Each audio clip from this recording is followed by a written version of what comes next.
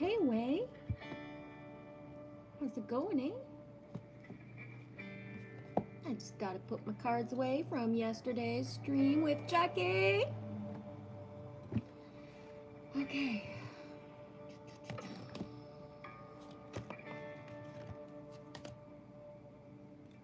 Wait till you see what I found today. Oh my god. Well, I already showed you in the community post. You already saw it. But still. But still. Hey,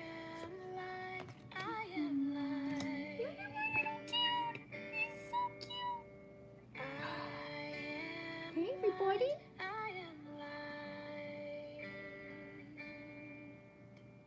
A little bit of butt. Little bit of booty.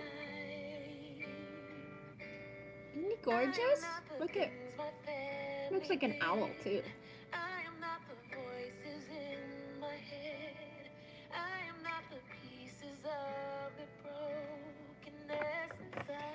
Okay.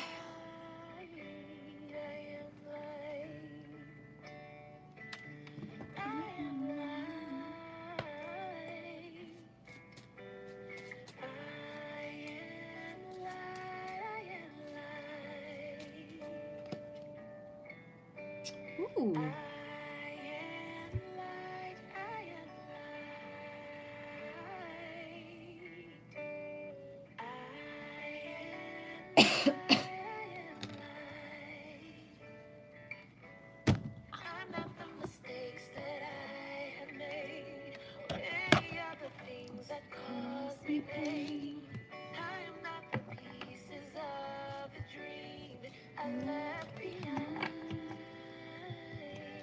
Okay, I'm ready to start. Oh wait, I'm gonna light my candle.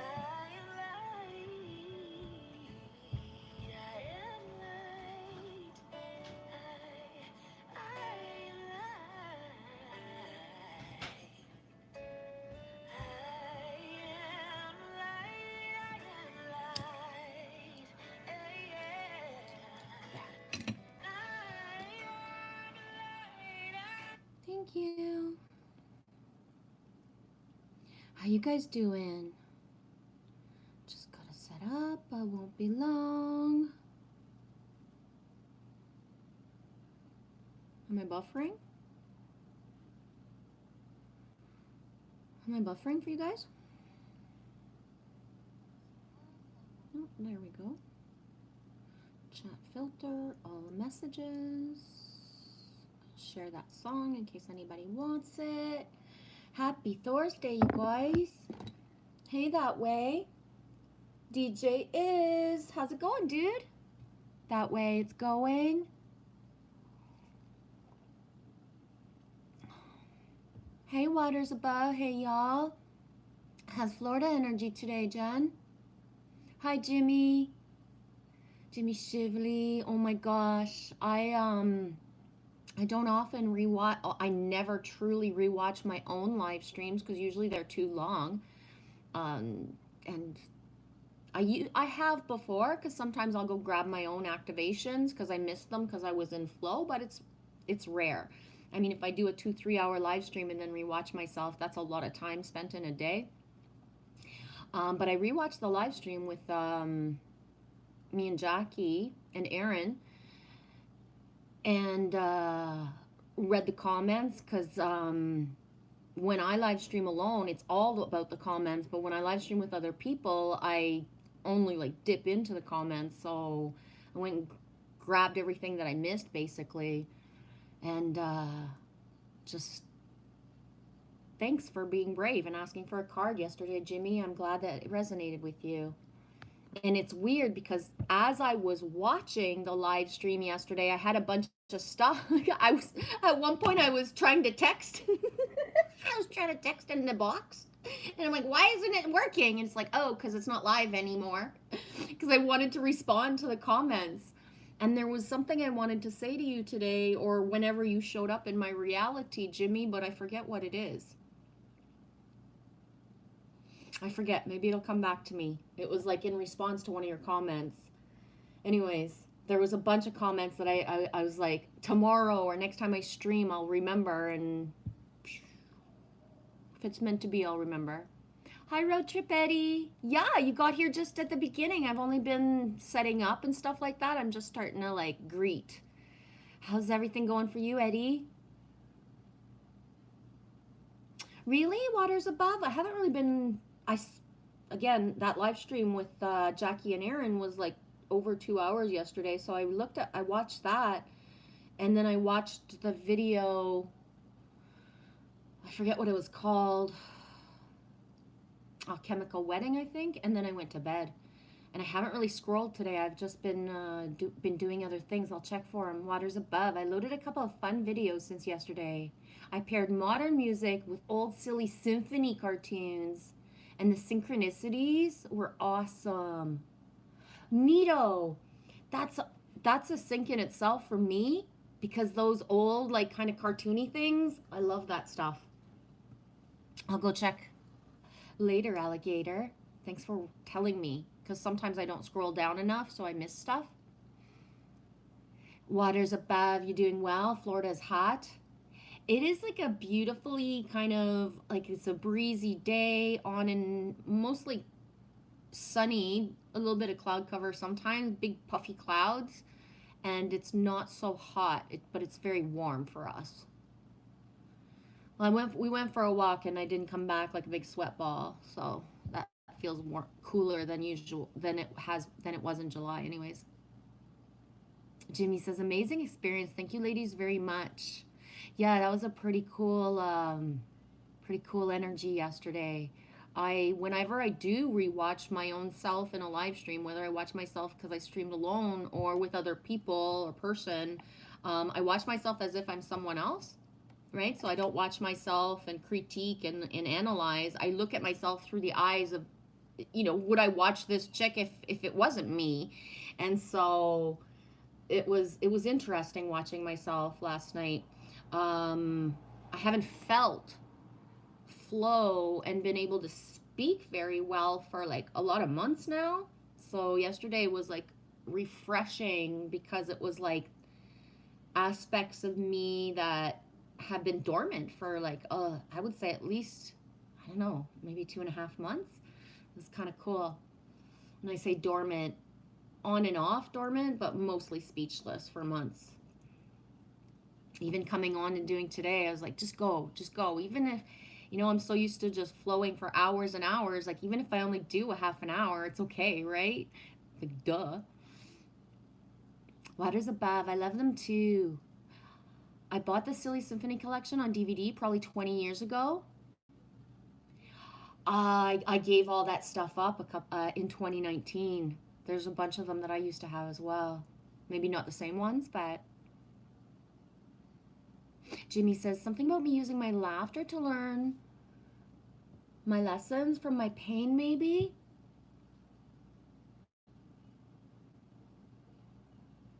I can't remember, Jimmy. Because when I was watching and looking at the stream, I was like talking as if I was live, and I didn't write anything down. Yeah, I can't remember, dude. I'm sorry. I shouldn't have even said it because I can't remember. But sometimes when I say certain things out loud, then that jogs my memory, right? Yeah, I can't remember if I was adding to the cards something that I felt in hindsight, or like, I can't remember. I'm sorry, dude. Road Trip Eddie, you're doing good. A near pain-free day today? Roar. Yeah, I appreciate it. No worries, just trying to jog the memory. That's how usually too as well, like that little something will usually bring it up, but yeah, I can't remember. Anyways, I'm gonna get into some cards. I'm gonna do random card pulls. If anybody wants a card, just ask. If you're in the background and you don't feel like chatting necessarily or showing up or being visible today, just kind of think inside of yourself, ask yourself stuff, and then when cards come up, grab what resonates and leave the rest, type of thing. I understand that I'm not the only one that's been speechless on and off for a long time, and there's that energy of like, I just want to watch a live stream and listen. I don't want to partake and participate. Hi, Mark Basquiat. I would love to pull cards for you, dude. Definitely. Let's start with Mark. Mark with a C. How's it going, eh?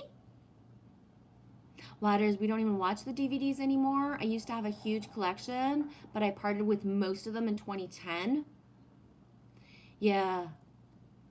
For me, we moved so much that I was just sick of dragging stuff around. Dragging stuff around.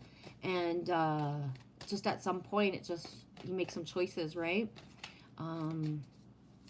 What was really the hardest for me, though, to be honest, is that I had all my old VHS, and I had a working VHS or whatever, like a video player, whatever you call them. And I gave that up in 2019, and it was at a yard sale that I had, and it is a 12-year-old boy who bought all of the collection. I think I don't know, it was like maybe 10 or I like it was one of the like the last kind of 6 hours of the yard sale, and it was like I don't even care anymore about the prices. It's just like this stuff's got to go, otherwise I got to figure it out. Anyways, it was so cute because he negotiated a price with me. I remember that. And I remember his mom was like, I'm interested, I'm intrigued that he's interested by this, but it's like, oh my gosh, like that's a lot of stuff. There was like a big box full of cassettes and stuff like that. Anyways, long story short, I had told the mom, I was like, okay, I'm gonna go through it right now though, and if you want to look over my shoulder with me, I'm gonna take out some of the videos. Like I had Brad Pitt, the movie California, Woody Harrelson, Natural Born Killers. Like I had some movies like that I had bought back in the day because I enjoyed them whenever. I don't know, I can't remember. It's not my kind of movie now. So I had taken out like those kind of movies, and like left them with Monkey Trouble and Drop Dead Fred. Anybody remember Drop Dead Fred? Oh my gosh, we loved that movie with Phoebe Bridges, I think it was. I don't know. Anyways, okay, Mark, let's get into some cards for you.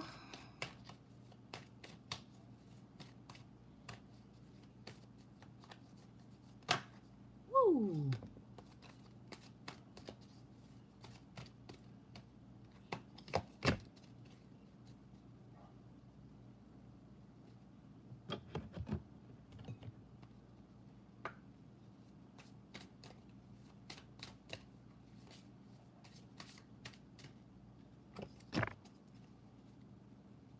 Okay, Mark, and anybody else this resonates with, I picked 3 cards. The first one is Skunk Spirit.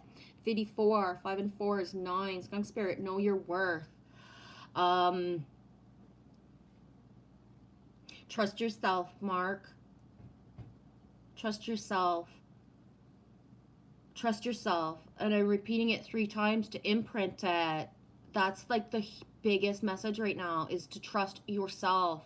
Know your worth. I'm cleaning houses right now. I hope it's good. Right on. I figure cleaning houses, that's like, I call that transmuting energy. That's a whole other level of a job. Know your worth. And just keeps repeating, trust yourself. You know the way. Inside of you knows the way. The next card that came up was Turtle Spirit. 62, 6 and 2 is 8. Slow and steady wins the race. Whatever you're heading towards,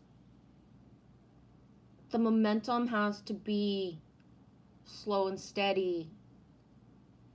As some of the people are being guided to like just leap, stop thinking, just do. The turtle is saying to reflect. And to not be so in your own shell. Come out of your shell. Come out of your shell. That's what comes up. And the last one is 41. Your loved ones are safe. Let go of your fear and worry for your loved ones. I am looking out for them. And the I am in this would be Archangel Michael. So if you're like worried about someone else or other people right now, their free will, the lessons that they have to learn, the things that they have to go through, they are safe during that. You worrying or you being like thinking that they're making bad choices is not going to help them in the long run, is what comes up. Other people, no matter how close we are to them, they have free will. They have to be able to make their own choices. And the message is that everyone is safe. Hope something resonates in there for you, Mark. I'm choosing not to grab the books just because it's just the little things popping up right now, and not the whole text. Hey, Seven. Oh, you got to go to work. I just want to say hi. How blown away I am by the reading you gave me yesterday. There's no way those cards could have known so much about me. No. And the sock, the Jeep, the KK. I read the comments last night because I rewatched the live stream. And like, no. And the feathers, like, I did not know those things about you, Seven. Like, I mean, we've known each other now. We're going into our 3rd year of knowing each other. But I've not participated in much where you were there and giving personal information, right? So we know of each other for the last 3 years. We see each other in passing in streams. We kind of fish here, fishy, swim next to each other and then go our own ways. But I don't know anything. So yeah, and how my eye was just like so directed to the KK yesterday and the Jeep, right? Like, I have all my trinkets around me at all times, right? And they don't always stand out. They only do when there's a message. And what I want to thank you about the most, Seven, is it's like your validation, right? Because me's a conduit. Whatever flows through me, I have no attachment. I don't know if it's right or wrong for you and things like that. So thanks for the validation, because that was pretty cool. You know what I mean? The fact that there's double K's somewhere and that you have a coworker that you're heading towards right now. So I wish you an awesome day at work, dude. You're very welcome, Mark. I hope something resonated for you. Trust yourself. Hi, Jackie Fox 333. Blessings, my friends. Back at you, sweetie. Yeah, I rewatched our live stream last night. I don't always take the time to do that, but I wanted to get the activations that I missed. Because even though I got stuff from certain readings and stuff like that, I wanted to go full in. And then check the comments as well, because I'm so used to when I stream by myself, it's only about the comments. So I wanted to go grab like that energy that I wasn't able to partake of, so I could focus just on you and Aaron yesterday. That was awesome. I'm still glowing and flowing, and it's been an awesome, like, last night was just a very calm evening. But I don't know if you saw my animals last night. Like, they were close. At one point, my squirrel was like on the ledge beside my head, and I was like, dude, I love you, but you bit me last month. I don't want you near my eyeballs.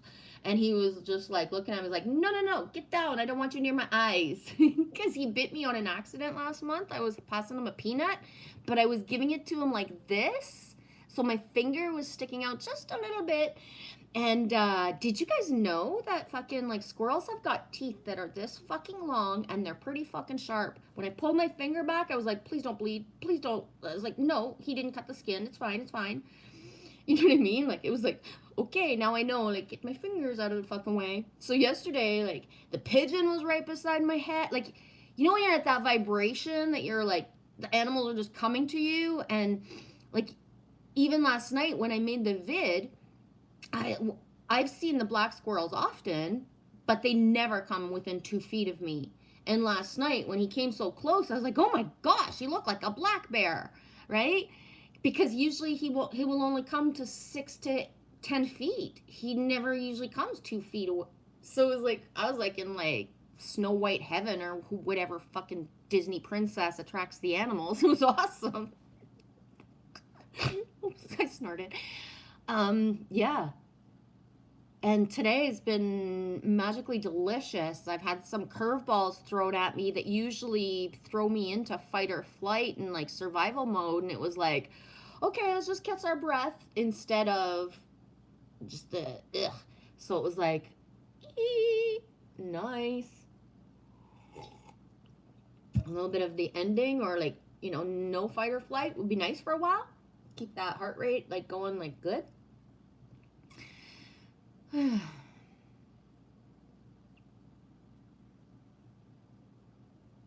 You rewatched it too, Jackie? Did you catch to what point and why all of a sudden, like, it was like meant to be that Aaron had to be there? Because I did. I was going to text you about it, but I was like, oh, Jackie will get it. And if she doesn't, then we'll talk about it some other time, or just, it doesn't matter. But I totally was like, okay, now, it just felt right yesterday. But when I was watching the live stream and able to just like pay attention to all of it, then I really was like, oh, okay, that's why it had to be like that. Jackie says 7. If you're still here, I'd love to have you on my stream soon. Hey, Joshua Free, aka Michelle Lee Cannon Free. How's it going, Mitch? I had to pause you on Jackie's. Did you, I saw that you commented at one point, and I sent you a little something in the comments. I haven't gone back to check if there's more comments. Even if it's like on somebody else's channel, if I've been in a live stream, I like to go back and look at the comments in case there's something that's for me type of thing. And not, oh, Michelle did this or Michelle said that, but just the activations and the ripple effect, right? From a live stream. How's everything going, Mitch?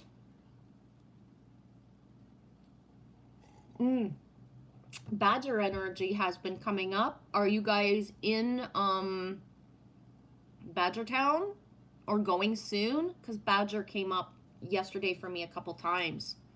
And did you see my community post? Look what I found earlier, my guys. Oh my gosh, look at this. It's like a double dude. There's like that. Look at that. And then there's like that. He's so cute. Yeah, I washed him because he was a little dirty. But y'all know, anybody who actually knows me and my channel and my likes and stuff, knows I fucking love hedgehogs. Oh my gosh. This is so cool. And then right after, 3 steps away or 4 steps away, boom. And I'm pretty sure I dreamed of the red feather last week.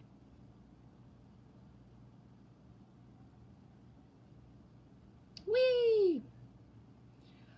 Okay, keep the feather away from the candle. We're good, guys. We're good. Okay, now that Mitch is here, I'm going to grab one of these because Michelle has this one too. Whee! Sacred Medicine Oracle. Love this deck. Love it, love it, love it. Hey, Emoji King. Did you see my hedgehog? Look at my hedgehog. Look at little babe Sonic. He came to me. Or I almost stepped on him. I'm not quite sure. We're all safe. Yeah. What? What? Joshua, he and his wife just moved into their new house? They got married? Are you shitting me? No. I don't know. I'm waiting for confirmation. I don't want to make up stories. Michelle says, sorry I had to leave last stream. Nick and I ended up video chatting for 4 hours. Oh my God, that's hilarious. Because as soon as I was done the stream, my battery was really low. But I was going to text you and say, everything okay with Nick? But then inside of me, I was like, yeah, I heard everything's okay. And I just kind of, whoa. Okay, common law married. LOL, we're Canadian. Yeah, it's still considered that in my eyes. It's sometimes even more because there wasn't the bullshit. There wasn't certain bullshit around it. I don't know. I don't know if that makes sense, but yeah, I see her as well that way. But I was like, damn, did I miss something? Did something like, you know what I mean? That's awesome. Did they buy a house? Are they renting? That's so cool. Michelle is actually Joshua free because Michelle's channel won't allow her to talk in here, and I haven't found the reason why. So Joshua free is actually Michelle. I know, Emoji King. John Binney just simplified my Christmas shopping with Emoji King merch. Dude, I cried. Tears were leaking when I saw that post yesterday. Oh my gosh. I'm really not in a position to be like investing in merch, but I think that's the one I'm going to go for when I'm able to, because it's got the both of you. I've been wanting to get something to John Binney's for a while, but I just haven't been able to. But that's going to be my go-to. Yeah, I'm proud of you guys, dude. When I saw that, I swear tears came out. I shared it, and it was just like, whoa.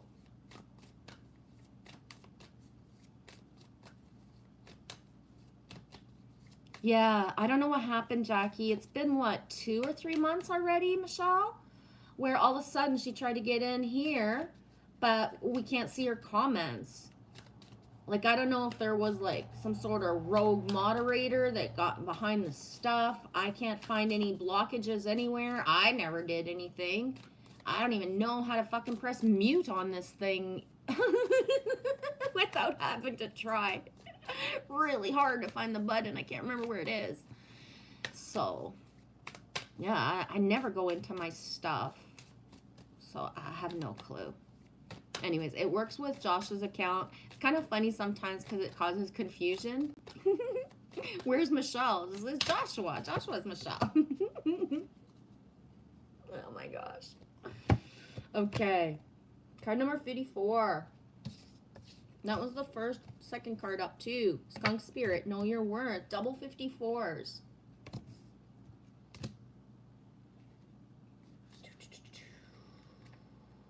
How was your guys' sleep time in the last couple days, especially last night? Just wondering. I'm having the most, like, magically delicious. I think it's been 3 or 4 nights in a row. Maybe even 5. I don't know. I don't document. Where I've slept all freaking night long. Like, I wake up to flip over and stuff like that, but I don't wake up to get up. Like, I'm not being, like, that whole, like, oh, waking up at 3 a.m. type of thing. Like, I may be waking up at 3 a.m. I'm not checking the time because I'm not up long enough. I fall back to sleep. It's awesome. My dreams also are very, very busy. There's unity, there's harmony, there's building. But then when I wake up in the morning, even if at night I'm like, oh, I'll remember this. And it's like, no, I don't. This being said, my memory could probably be jogged if somebody said something out loud or something in a comment. Then it would be like, oh yeah, I dreamed of that last night. But otherwise, I just waking up feeling good from the dream time. Emoji King, I didn't know selling a house was so complicated. Y'all are heading for the hills, maybe Vermont. You're in the choice of the location or the soul. I would say more the soul being guided. Vermont. That's awesome, dude. Maple syrup. Roar. And you'll still be close to Canada. Let's Mandela effect those motherfucking borders.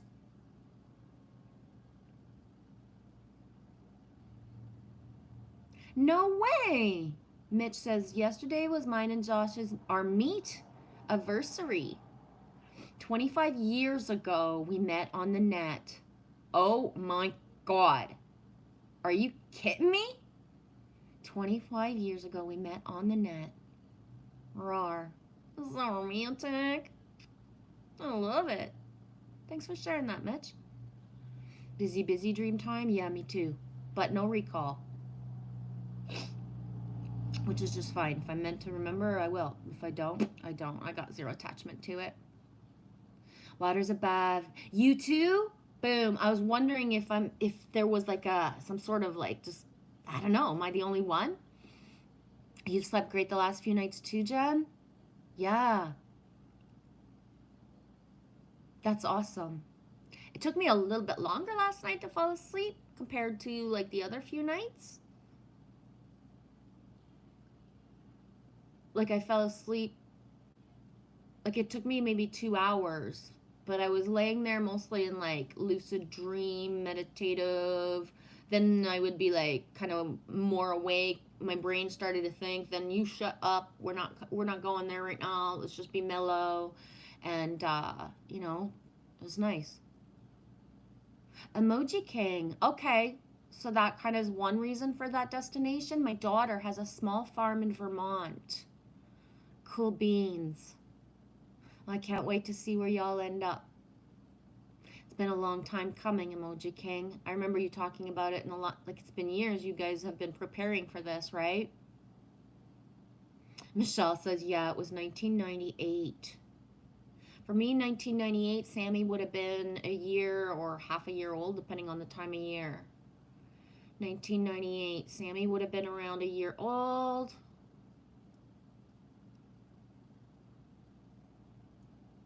I would have been working restaurant as a waitress, still not head chef.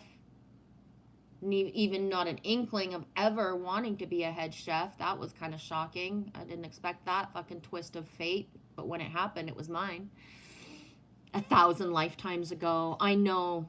I feel I've lived so many lifetimes in this one. It's like, which era, which epoch do you want to know about? Because, like, there's just, it's layers. I'm not that girl anymore, you know? Hey, Alex G. Salut, Geneviève. Ooh, today I was shaken by cold and had diarrhea. Shit day today. Oh my gosh. We were like, I don't know, maybe 10 slices of toilet paper away from like dripping dry earlier this morning. And I offered to Lily, like, we don't have to go for a walk and get toilet paper. There's other options. And she was like, we're going. Yeah. Shit day today. Literally. Well, I hope you feel better. It's just a 24-hour thingy. Joshua says, Anne was born in Vermont? Vermont.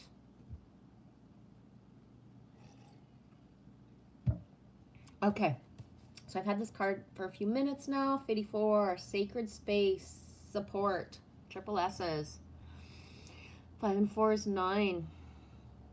Creating spaces, altars, and ceremonial containers for your healing and visioning is what you are called to do at this time. When we intentionally set up sacred space, we amplify the potential of healing that can flow through. Design a specific space that is special just for you, for you to pray with, dream with, and journey with. You might be drawn to adorn your space with sacred objects or medicines such as feathers, crystals, candles, ancient pictures, animal spirits, or plants. I would add Hot Wheels are very important for a sacred space. That's just my mentality. A little bit blue truck energy. Get in, guys. We're leaving. A couple of hot rods. You know what I'm saying? Ooh, one more. Calgary Flames, a little bit of hockey. And what else do I got here? Yeah, a lot of random stuff. Okay. Anyways, the book didn't say to have hot rods and Hot Wheels, but I do. I think it's important. As you create your space, blow your intention into the space, into each object before placing them down. Your container will hold potent medicine that will evolve with you. Remember, there is an energetic sacred space that exists around your body too. So feed it with loving thoughts, loving words, and loving intentions. It will support you in all of the ways that you need. This card also comes forward as a reminder to commit to your spiritual practices. Perhaps it's a meditation practice that's calling to you, or communing with nature on a daily walk. Whatever you choose or are guided to, it is the consistency that is the key to your success. Boom. That word, consistency, dedication, a devotion. Be hopelessly, remember that song from Greece? Olivia Newton-John, hopelessly devoted to you, yourself, right? That's important.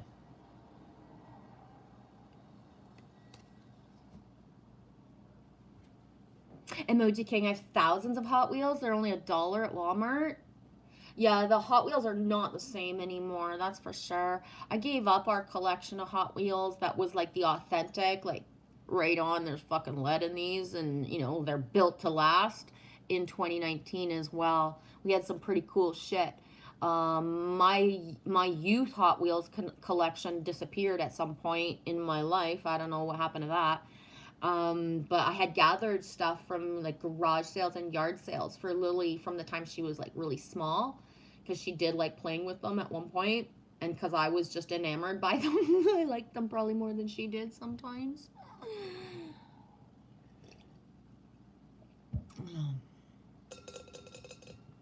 Okay, let's get some 7 energy.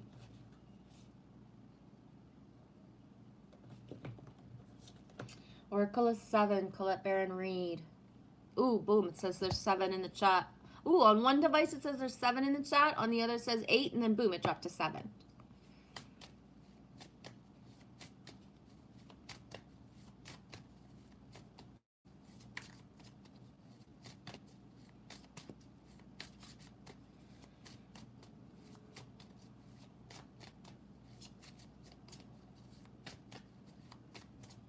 Emoji King, my number is 9.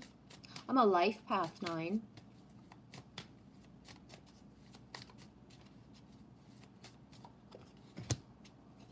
Let it go. Let it go. Hummingbirds. Hummingbird energy. Anybody else seeing hummingbirds?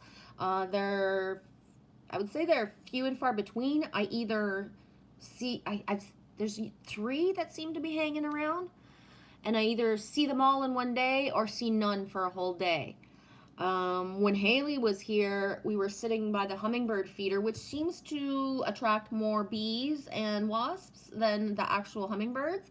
There's always a bee or a wasp on there. The feeder was here, which is like on a hangy thing at the end of my steps.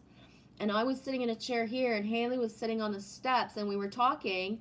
We had just said a half an hour before, wow, it's weird, we haven't seen hummingbirds lately. And then all of a sudden one came, boom, like, you know that feeling when they're coming so fast, and it's like, it came, and then it diverted, and then went right to Haley, diverted this close away from her face, just like mine, and then it did that to me, then did that to Haley, and then it left.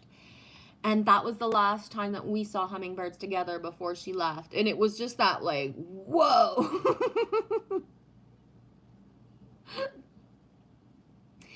Michelle asks, how is Haley? She's good. She's back home. She starts work tomorrow. Cool story. So someone came and picked her up in a truck, like a big rig. He had manifested to have a load here in North Bay, and so it took her 4 days to get home, because they were either dropping stuff off or picking stuff up on their way back to the East Coast. So part of her journey home was going on the Confederation Bridge from Nova Scotia to PEI. And I felt really bad, because about a month before she decided she was going back, we were talking about the Confederation Bridge, and it's 20 minutes or 23 minutes to get across, I forget. I've never been on it in my life. I am not a fan of man-made bridges. I have one fear that doesn't completely leave me, and that's man-made bridges.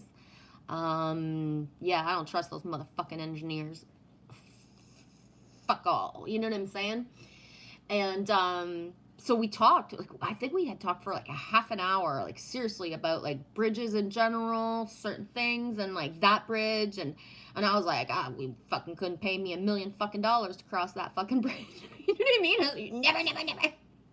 And then a month later, here she is, where she's got no control. She can't be dropped off somewhere else, and she's got to go on it and then back in a big truck. And so the day before they went on the bridge, I was like, it's going to be awesome. It's going to be amazing. And I feel really bad for everything that I said before. And the way she said it is like, when they were approaching the bridge, she felt fear. But as soon as they got on it, it was awe and wonder. Because it was so fucking radically beautiful, the view on the bridge. And I was shocked, stunned, and elated, because when she sent me the pictures, what I texted her back is, I think you've healed something inside of me, where if I was there, if I had the choice, I would take the ferry, because I love ferries. I love that energy of being on there. But I think that if I I think I'd be able to do it.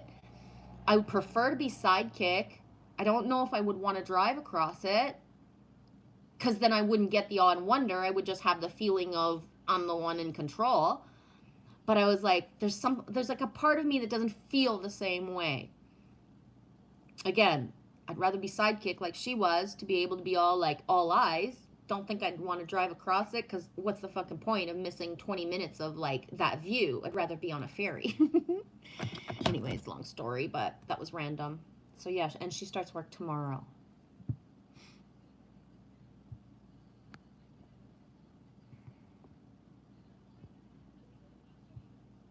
Michelle says, Joshua, is all nines across the board? Yeah, Mitch, radical trust. Indeed, eh? Oh my gosh. Alex G says, I love bridges. When I worked in Budapest, I was just listening to the song Budapest. I forget who sings it this morning. My heart's in Budapest, my blah, blah, blah. I can't sing it, but I almost always spent my time, on bridges. Yeah, I am not a fan of bridges. It's a lifelong thing. Part of it is innate. It's like George Ezra. Yes, thank you, Budapest. I love that song.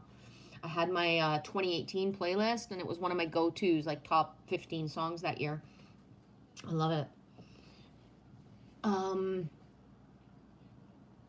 Yeah, I have an innate fear that is part of my family history, stuff happening. Also, past life history, because I've had past life recall of certain things, and this lifetime of certain things. This being said, I can, especially when I know ahead of time there's a bridge, I'm good. Like if I go, right, Michelle, if I go to Burlington, I can cross the Skyway. I fucking hate that motherfucking thing, but I can do it. I prefer to go on the lift bridge, but hey, sometimes you just can't. But yeah, there's a lot of layers to it. And the past life recall is surreal. There's some stories I'd rather not like share here openly, but if I think about it, I'll tell you what happened in 2019, where I realized who I was in a past life, Mitch, and it was like, holy shit. Anyways, card that came up earlier that I've just been sitting here babbling about Haley and bridges and certain things. Let it go. Card number 24, 246. Oh, it was the hummingbirds as I started talking about. Forgiveness, healing resentments, shedding the role of the eternal martyr, letting go of victimhood, cutting the ties that bind you to a destructive story, releasing pain so you can move into the lessons it offers, relinquishing the need to be right. There are times in your life where you must forgive, lest you become a hostage to your own anger, frustration, disappointment, resentments.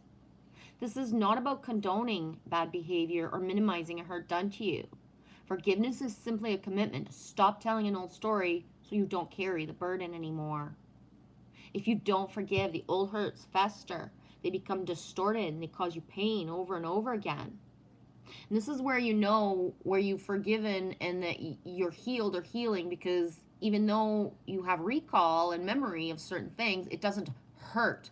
You can say it out loud so neutrally to someone else that your story could actually make somebody else cry. And you're kind of wondering where the popcorn is and why somebody else is upset, because it doesn't faze you the same way anymore, right? You become trapped in a prison of your own making, and you stay tied to a story that you were a victim.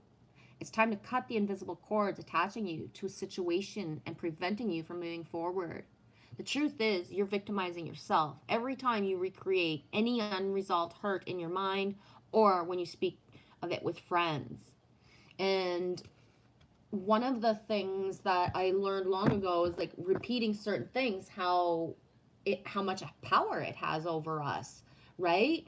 And so that golden rule of, okay, I need witness, I need space held in order for myself to be able to free myself of this pain, but that it's not a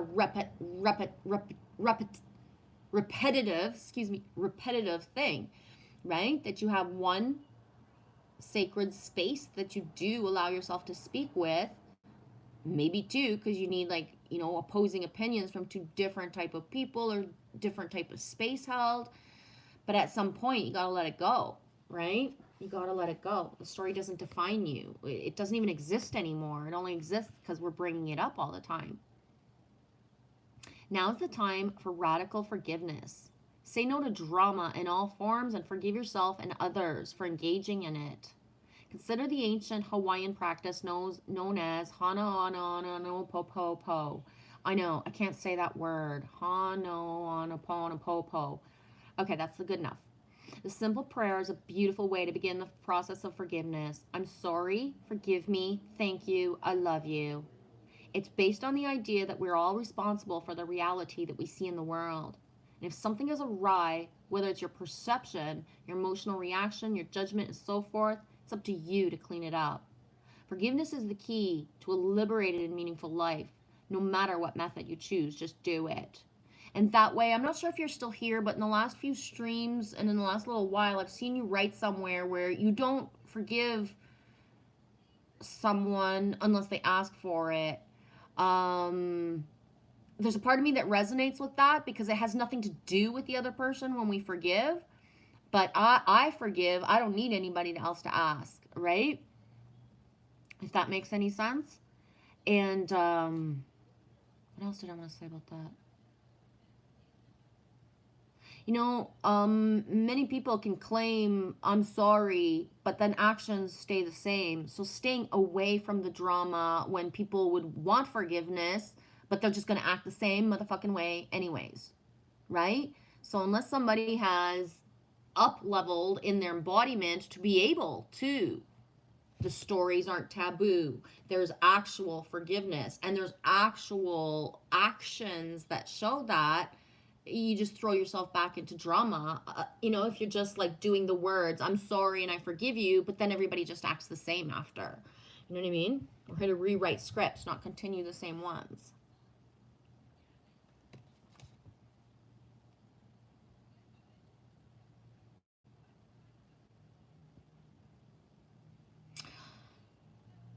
Mitch, oh honey.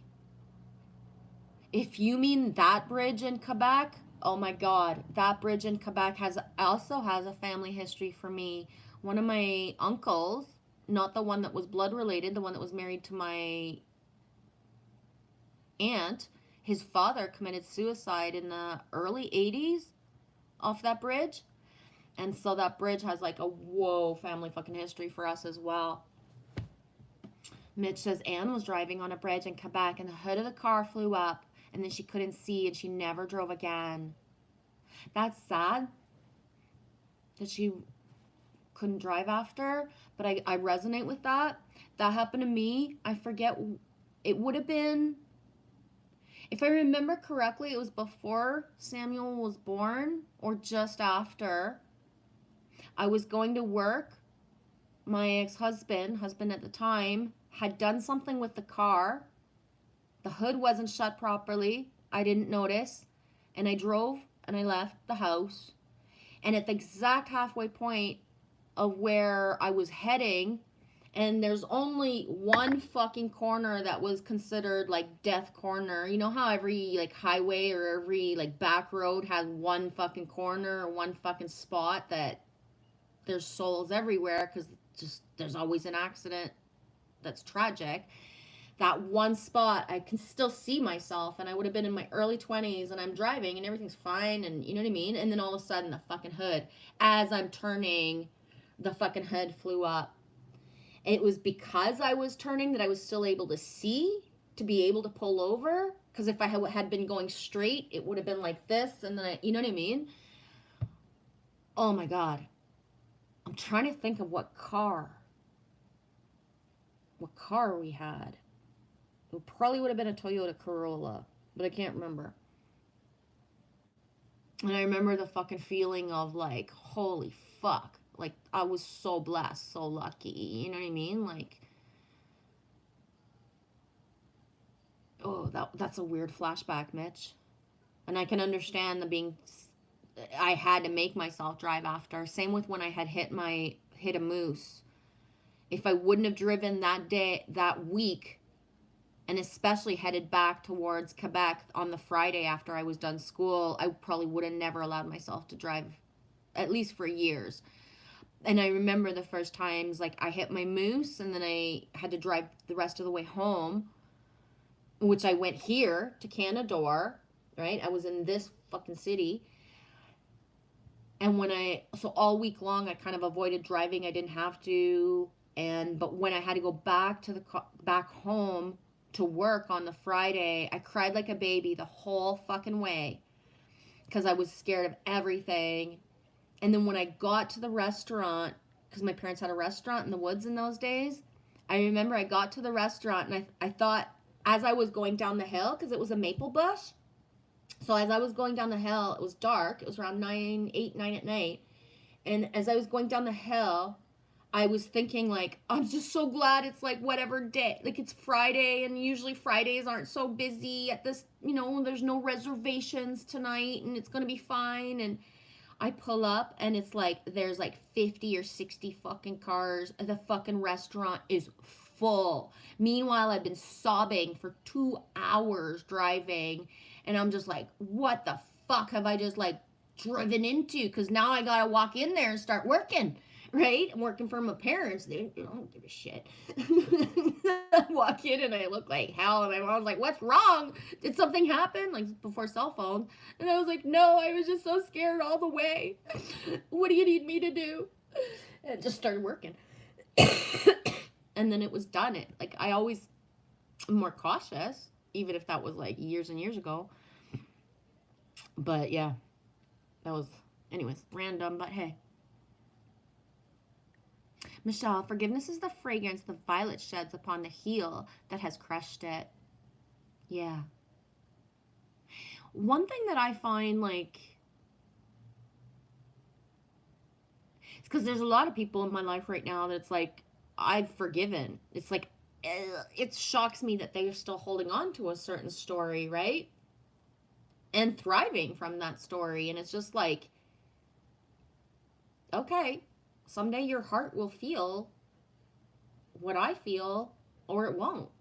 I'm not playing the game of anything else anymore, right? Alex, in Romania, they just built a beautiful bridge by the Japanese. If everyone's accurate, it's the Japanese. Ho, oh, no, po, no. Oh, no. I don't know if I added too much again. Prayer. I said it last night before bed. Rawr. Alex, Jesus Christ has already forgiven everyone. I don't have to. Hi, Void. How's it going, dude? Michelle, thank you. I resonate with that. Ignore people who threaten your joy. Just literally ignore them. At some point, that's it. For real, eh? Say nothing. Don't invite any part of them into your life. Exactly. No defense, no offense, just nothing. Michelle, I just posted that quote above with a picture of a girl with a hummingbird yesterday. Boom, sync. I love it. I knew when you wrote that you'd have a memory. I knew when I wrote that you'd have a memory. I love it. Yeah. Cool.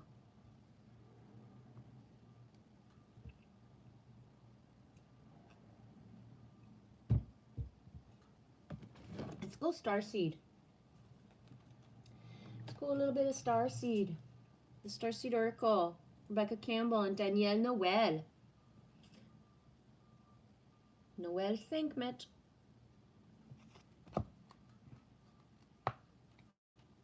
Alex says it's 22:22 here, and that way says it's 12:12. Y'all are 10 hours apart. I don't even know what time it is here. 15:24. Shall divinely protected always, on always.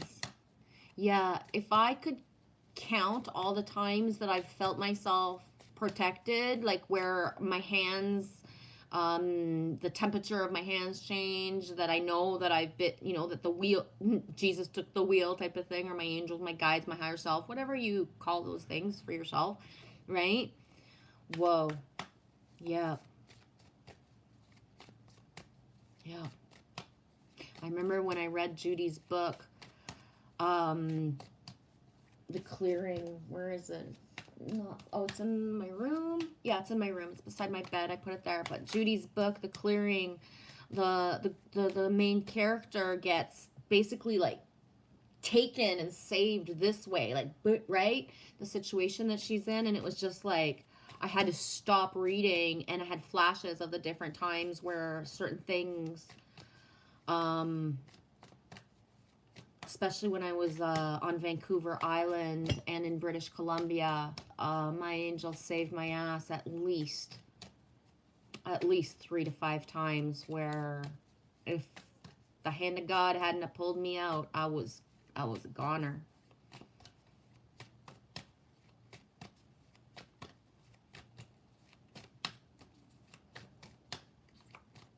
Yeah. Alex, I've also been fucking lucky my whole life. Yeah.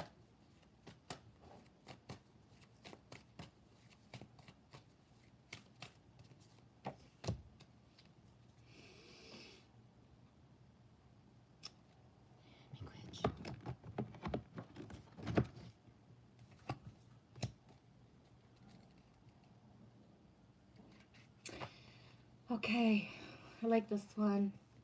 Shiverlicious.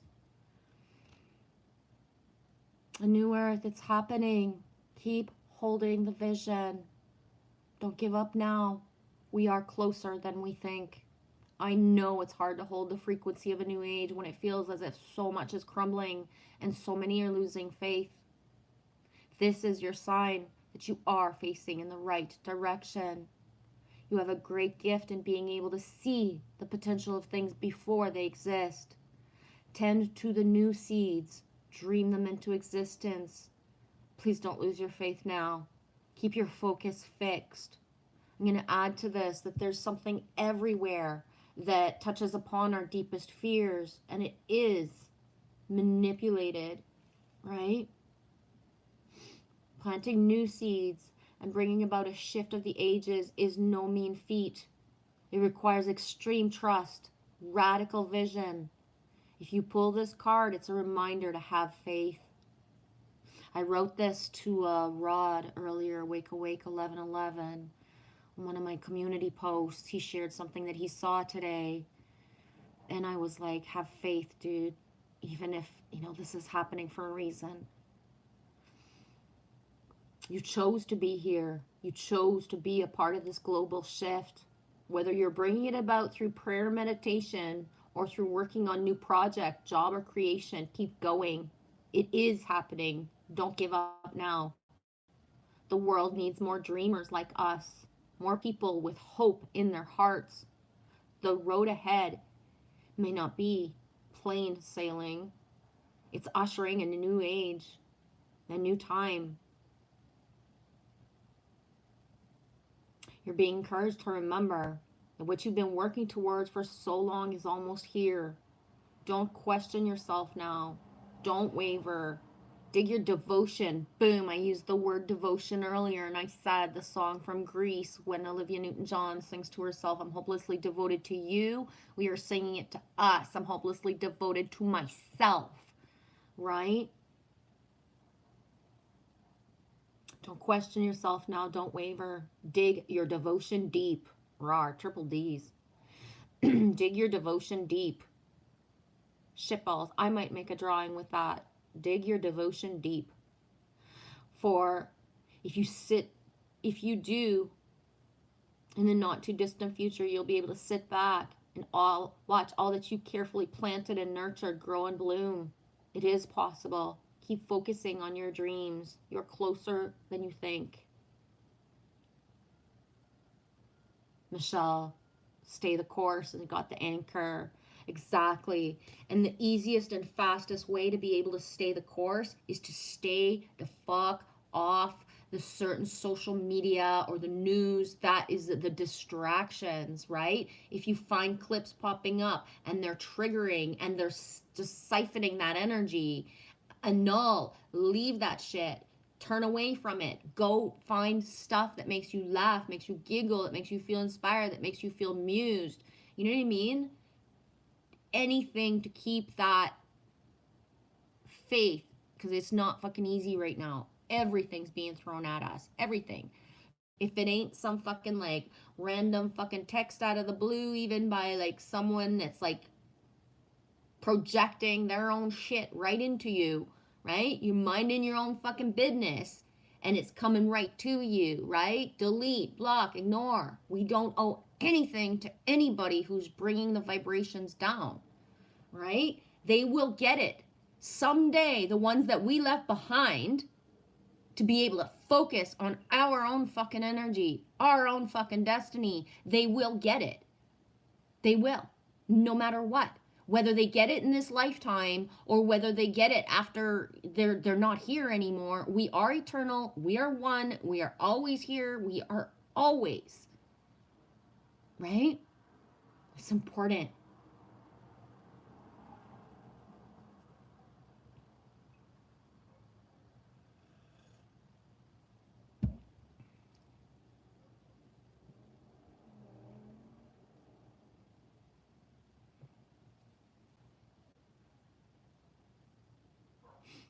Void, living the dream. Maybe it was a nightmare. Either way, writing the best story I know how to at this point. That's all that counts, Void. That's all that counts. I resonate with that. You know what I mean?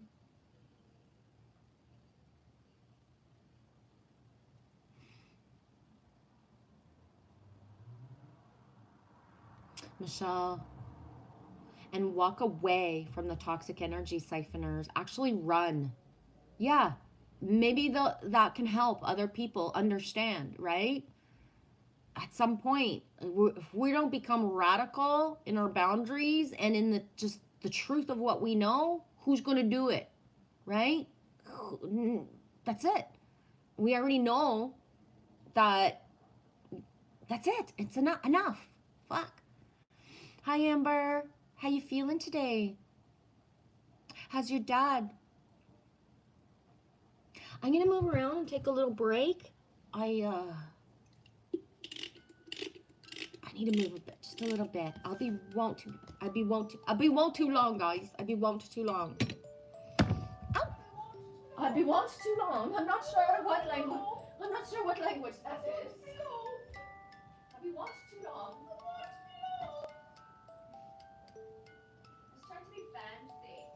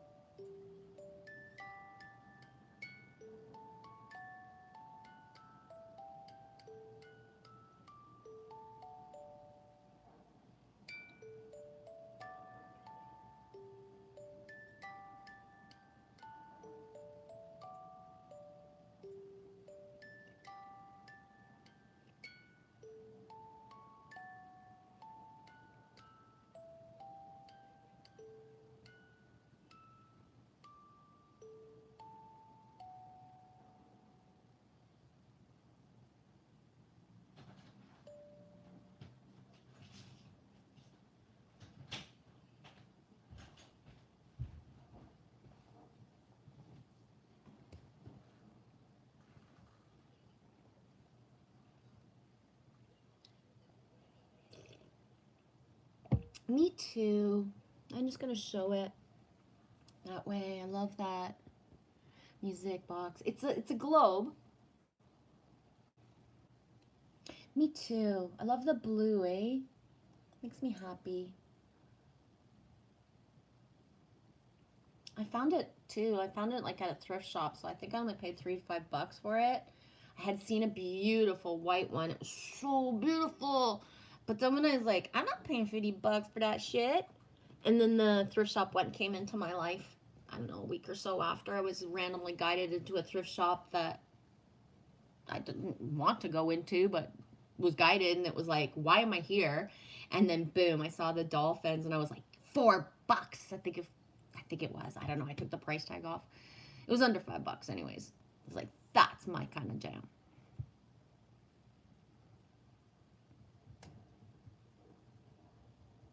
Yeah. Excuse me.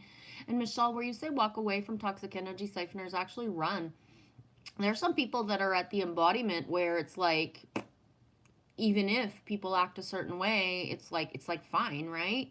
I'm still in the stages where it's like, no, it's like fucking protect. You fuck with my fucking head, and I can't think straight. I can't sleep. I can't move. I can't digest. I can't eat. Right? So it's like I'm not there yet to be in the middle of the fucking chaos of somebody else's fucking bullshit, right? Other people are. They're dealing with certain things where it's like it's goes like a duck, right? Maybe I'll get there someday to be in the middle of everybody else's bullshit, but I'm not there yet. That's for fucking sure. Right? My body is affected, and that's it.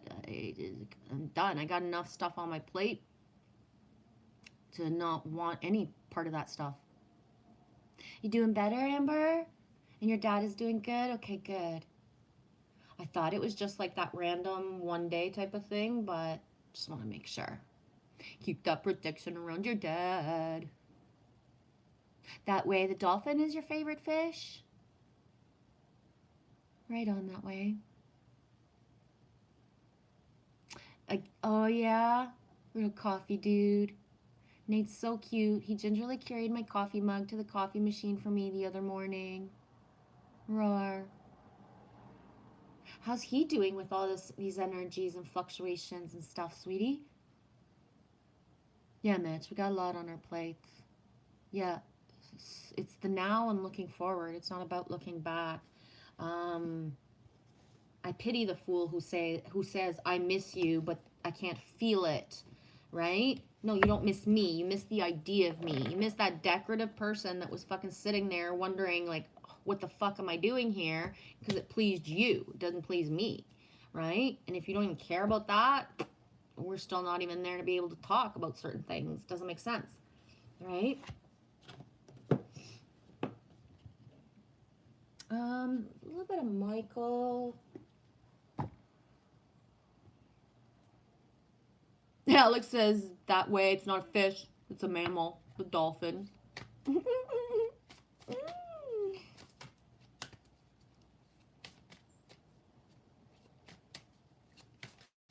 Aw, thanks, Drake T48. Daily reminder not to be racist. Aw, thank you.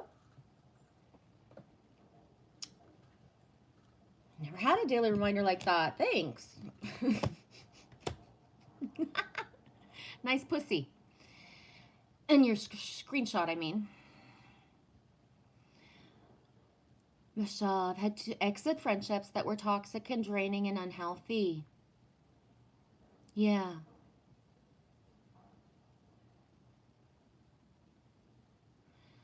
I feel like January took care of that for me. I don't feel any of that energy anymore. I feel every connection that I have right now is consistent.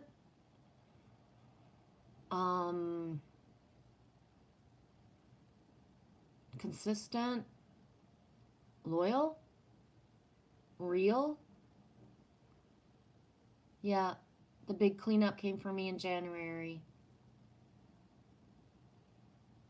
of the stuff that I was, the red flags that I was painting green and certain things like that. Everything fell away in January, and feels good.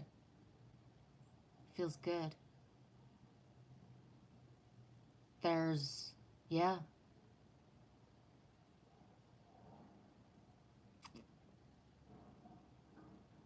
Michelle, Nate is wonderful, a little backed up. Appreciate energies to help him flow. Roar, baby, yes.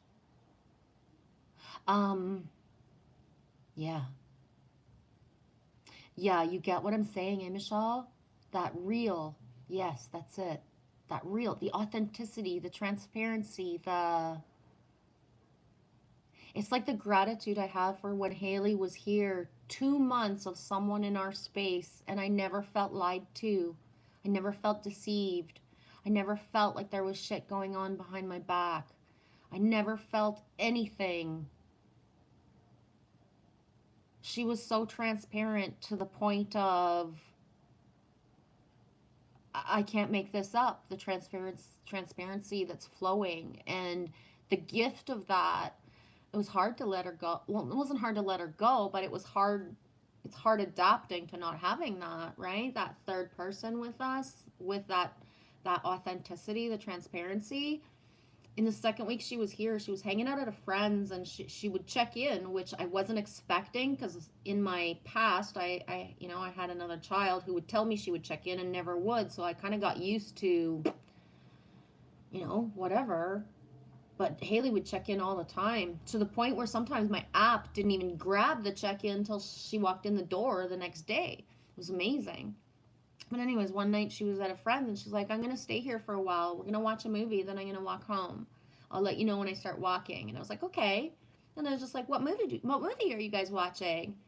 And the answer comes back, Magic Mike. I love that movie. I can't help myself. Bailey just left. He doesn't want to watch it with us. The dude, they were hanging out with 5 or 6 people. It was like, the dude left. He didn't want to watch it with us, but that's what we wanted to watch. And I was just like, whoa, right? In my history of what I'm used to, you know what I mean? Someone else would have not told me the truth of what movie it was, because it would have made that person shy, right? Whereas Haley's just like, we're watching Magic Mike. The dude didn't want to watch. We don't, he's gone. And it was just like, oh my God, this is so refreshing.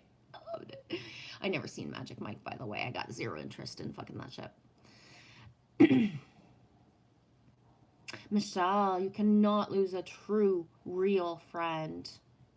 No, we can have pauses and certain things and go our own ways for greater good sometimes, but that's it. Hi, NED. Speaking of true good friends, we love you, sweetie. How's your afternoon? Is it afternoon for you? Yes, it's past 3. Exactly, Mitch. The no ulterior motives and the no shame for just being self, and that's it. Remember? Yeah, Mike don't look that magic. I don't know. I'm 51 years old. I've managed to never be in a strip club or anything with fucking hanging fucking like balls and shit. And I attribute that to myself. And I hope that my whole life path stays that way, right? I got zero fucking interest. Waters above. I have not seen it either. Zero interest. Exactly. Dude, if yeah, if I want, yeah, just zero is like zip. Um,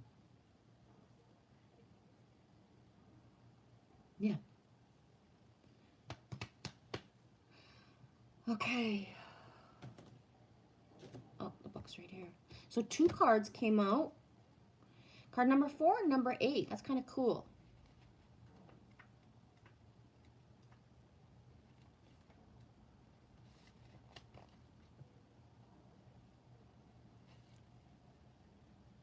Mitch, I decided to call this year 50 Young instead of 51. Ooh, nice. 50 Young. Yeah, 50 Young. I'm 50 Young. I'm 50 Young and 3/4. I like the 51 because it fucking shocks people. It don't matter how fucking gray and white my hair is, it still fucking shocks people. So I think it's fucking hilarious. I ask, by the way, for like discounts and shit. Like, what's the early bird fucking special, or like the, you know what I mean?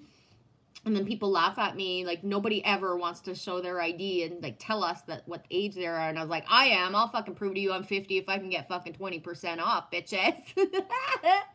Right?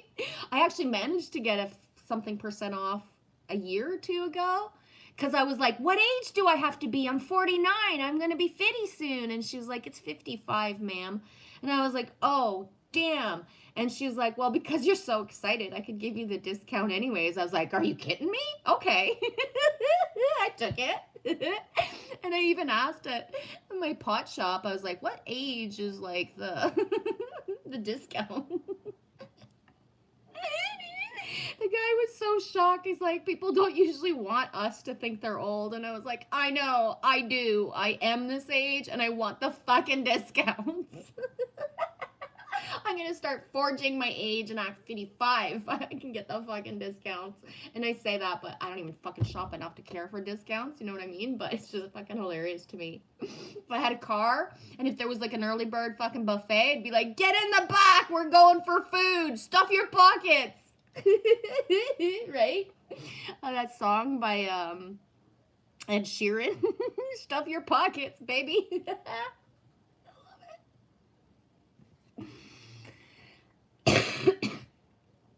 Fuck yeah, Mitch. It's so refreshing when someone is unabashedly, unapologetically, I love that word, unapologetically themselves. Yeah. And especially with the whole, like, no shame about, like, the age and the stuff and, like, there is no wonder years and glory days I want to go back to. I'm here now. I'm going to keep moving forward. No shame in our game. I couldn't remember the word. Merci, Amber. Senior citizens discount. My dad gets it this year, and he's proud too. Right on. Your dad's my type of dude. Fuck yeah, baby. That's gonna be my thing, eh? If I dated, I'd be like, baby, take me out. We'll get you a discount. But I don't date. That way, I get a discount on everything because I ain't got no money, honey. I saw a bit of that. Lake Superior Skywatcher and nature lover. I had an encounter with a complete stranger after yesterday's live at the lake. A 62-year-old female retired from being a police officer from the Netherlands walked up and had a meaningful conversation with me. I'm so happy for you, sweetie. You shut up, Marianne. You go fucking find Ginger in Gilligan's Island. You shut up. What kind of dork shows up in somebody else's live streams and tell them to shut up? Want to come up and be with me, Marianne? Oh, Marianne, come and be my best friend. Let's fucking live stream together. Noob. Oh, noob. You hurt my feelings. Thanks, Mitch. Boom. Off you go. I forget what I was saying now. Damn. Told to shut up in my own live stream. Oh, I can't imagine, or I can imagine the conversation because, I mean, I've met people who either were from, you know what I mean, certain backgrounds, you know, overseas, right, European, and the life that we have here and the life that they have there is like, you know, fucking 5 different worlds. So a police officer from the Netherlands and what they've actually lived and then what we actually live here is like 2 different worlds. I think that's amazing for you. And I was flying high after that live stream. And for me, I didn't manifest a fucking human. But, well, actually I did. I manifested an epic phone conversation. But after that, it was animals coming to me. But when I saw your video yesterday, I pressed on it and I was just like, whoa. It was special. Yeah. Are you guys going to reconnect, or do you feel like it was the one-time passing angel through your reality? Like, I mean, if she's camped, was she staying there and you're going to get back to see each other? Because what I've found often is when these kind of people come into my reality, it's like a one-time, you know what I mean? There's not more after. But not everybody's path is the same as mine. Michelle, yeah, my last selfie was titled Be Unapologetically You. Mitch says we're the Golden Girls. Okay. Be a light to others. The world needs more people who are kind, giving, and spiritually tuned in. People like you. You have the grace and wisdom necessary to help others heal from all manner of emotional and spiritual wounds. Know that you do not even need to be engaged in a direct hands-on or traditional method of support to be of assistance. Exactly. Kindness matters. Witness matters. Right? You present an example of compassionate, non-judgmental living that people can learn from just by being around you. Exactly. When you've been through the fucking shit show and back, and there's nothing that can pull you back in, it is. You know what I mean? When people choose to open their eyes.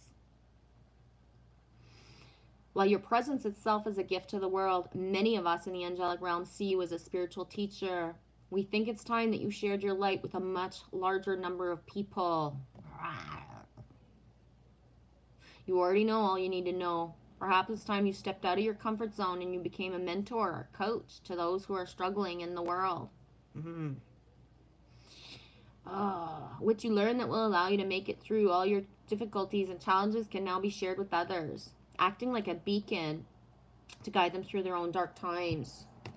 And the two cards that came out together was this and card number 8, deeper insights are at hand. And I think that the flow of this is coming. This card is second because of that line right here where it says, you already know all you need to know. No.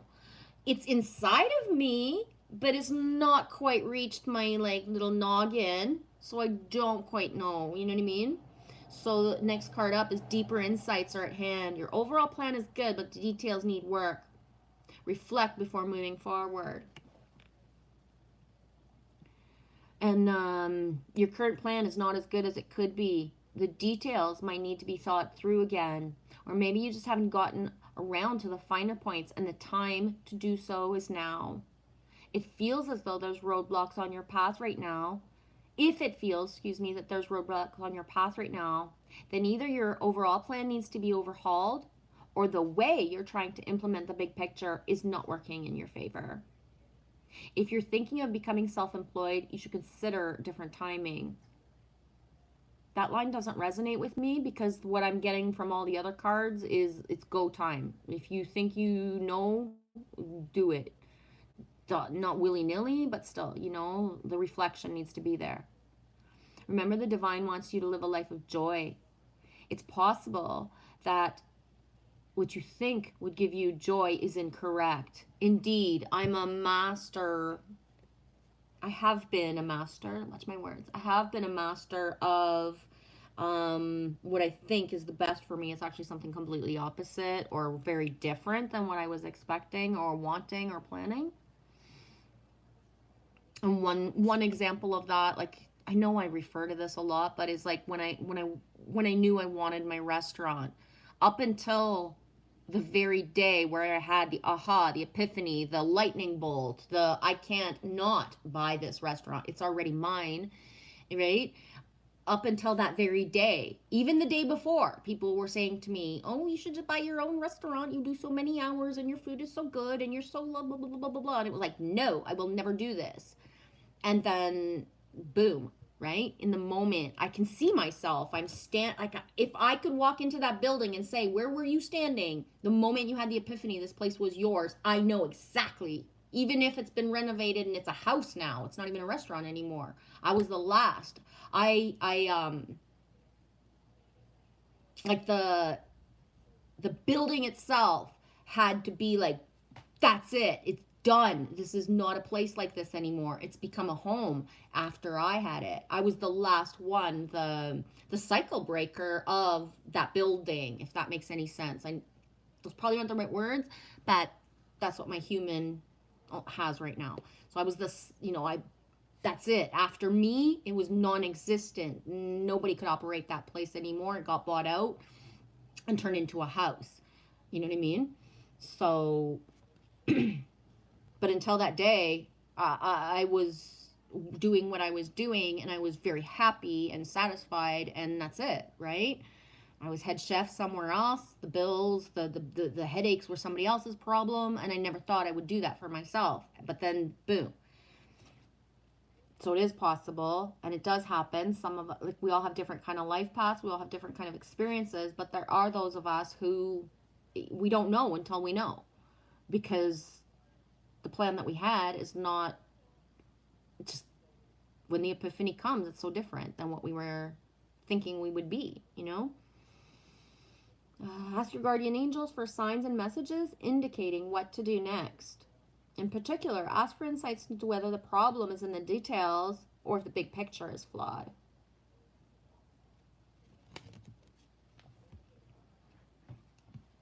That way, the neighbor paid your phone. Right on. Was Meeps able to get a transaction to you? Do you have somebody to be able to accept a PayPal for you or something? That way, I'm just supposed to help him go cut some bushes. I just don't know when. Lake Superior Skywatcher, it was special. Yeah, sweetie. Amber, I didn't know you live streamed yesterday. Oh shit, baby girl. It was in my community posts. We went on at 11 Eastern time on Jackie's channel. It's in my community posts. Or if you already have Jackie Fox 333, it's on her channel. Yeah, she texted me early, but I only got the text about an hour or so later, because that's only when I looked at the phone. And at first I said no, because she asked me, are you feeling it? She's like, I'm feeling you. You want to stream today? And at first I said no, and I had a bunch of excuses. And then after I said no, my whole body was like, you're not allowed to say no. You gotta go. You gotta go. You gotta go do it. And so I was like, oh, okay. And it was awesome. It was really good. My excuses when she texted was, oh, Lily's still asleep. I want to let her sleep. And I'm really speechless. I don't have any flow.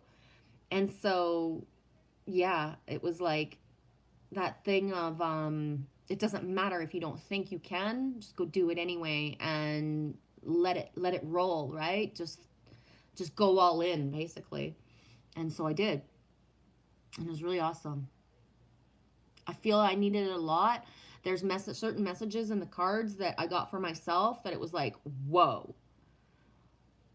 One of the biggest aha moments of yesterday's live stream with Jackie, it was 2 hours and 14 minutes. And when she pulled up the card, is near the end? Middle? I can't remember. She pulled up the card, I think it was number 5.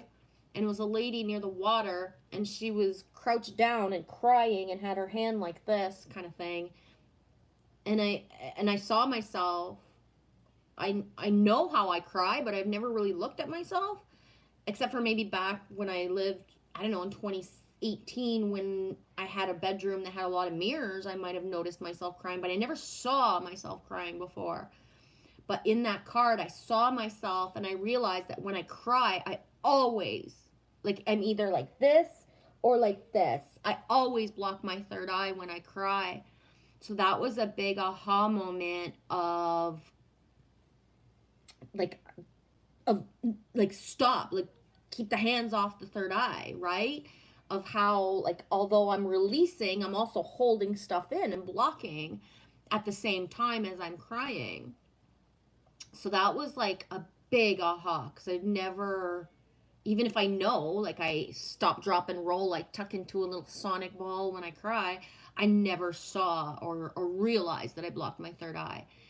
So yeah, that was one thing that was pretty cool that I learned about my own self, that even if, I'm 51 years old and I know myself, I didn't know that. I didn't realize what I was blocking. So yeah, we'll see how that goes if I remember next time I'm in a ball crying. But you know what I'm saying? Yeah.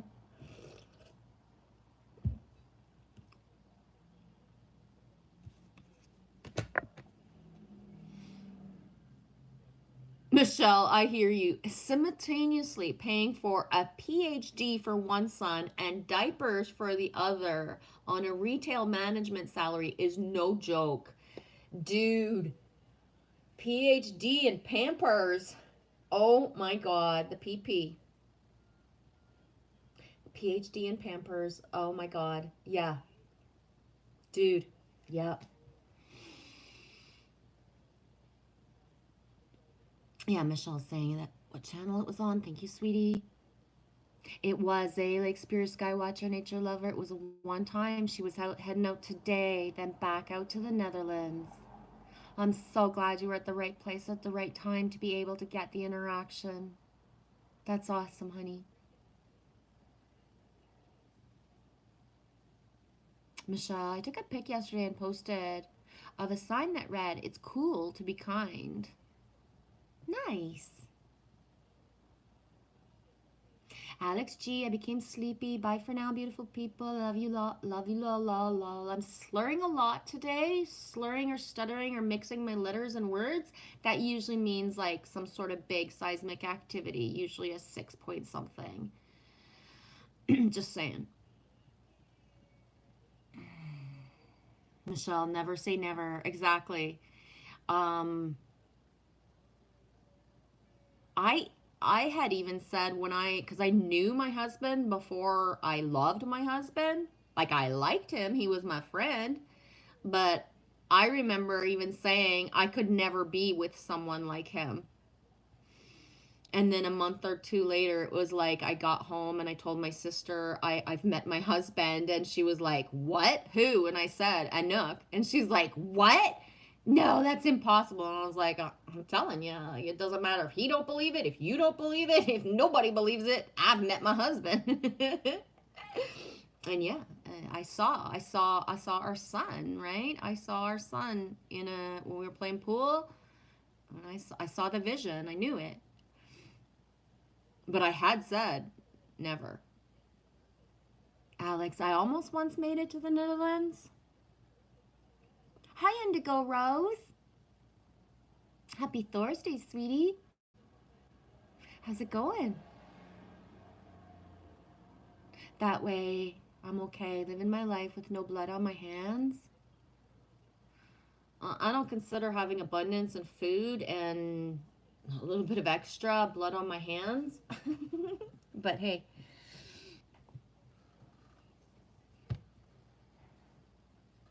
Yeah, Indigo Rose, it's deep, eh? Wow, hands on your third eye. It makes sense about blocking. Yep. And if Jackie hadn't held up that card yesterday, like I still wouldn't know. Like, again, 51 and a half years old, and I had to see that card to be able to see myself, to be able to course correct and realize that I could be sitting there whining and bitching and fucking screaming to my angels to answer me now. Talk to me, give me messages. And they're trying, but I'm blocking them because I press hard too. Fucking press really hard. So yeah, that was pretty cool. Amber, I've never thought about it, but I think I rub mine when I'm upset and embarrassed. That would make a lot of sense.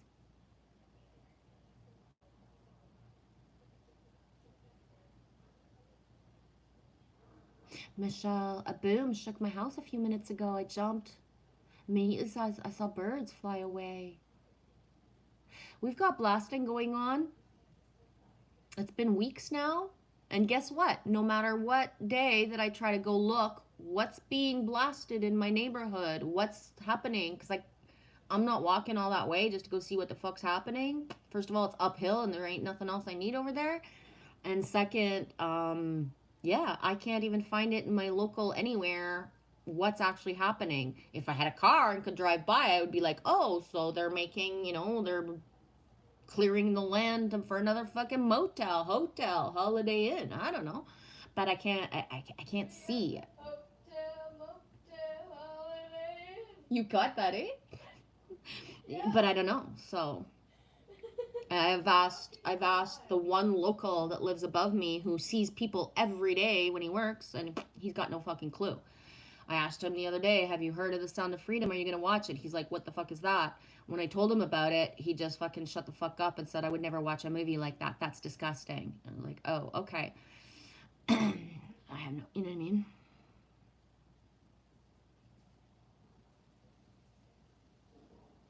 Yeah, Joseph. Joseph Benoit. Est-ce que tu parles français, Joseph? Joseph Benoit, est-ce que tu parles français?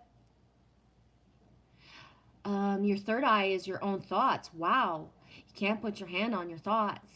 I know. That's why it was so shocking yesterday to see an image of a woman doing that and realize what I've been doing for so long. It definitely is not benefiting me. If it, like, if anything, it's like I almost, I don't want to say like I'm looking forward to the next time I feel that I need tears, but like I have to retrain myself to not get into that position because it's a lifelong thing. But to, you know what I mean? To not put my hands on my face and to let the energy flow through, right? To what point am I like holding stuff that I think that no matter how I think I've evacuated it and transmuted it, that I'm actually holding it in? Me not knows. It's like a whole new like aha moment for me. Mitch, no clue what it was. Seismic, maybe? Yeah, I don't know, eh?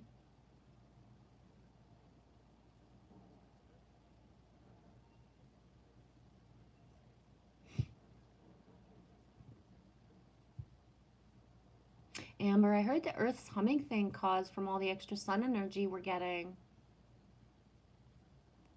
But the Earth always has a hum. If people are finally able to listen to it and hear it, isn't that a beautiful thing? Because it always has that sound.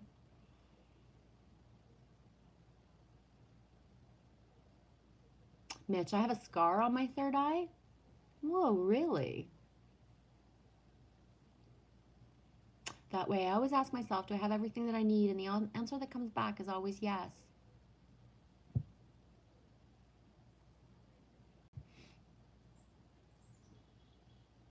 Ooh, Mitch, Anne bathed Nicole and I in Avon, a bubble bath, and we were both allergic. Dude, I, thank you. I fucking hate bubble baths. People assume because I'm a woman and I like baths that, oh, you must use bubble bath, or here, it's Christmas, I'm gonna get you this fucking bubble bath. And it's like, I don't use bubble bath. I don't like bubbles in my bath.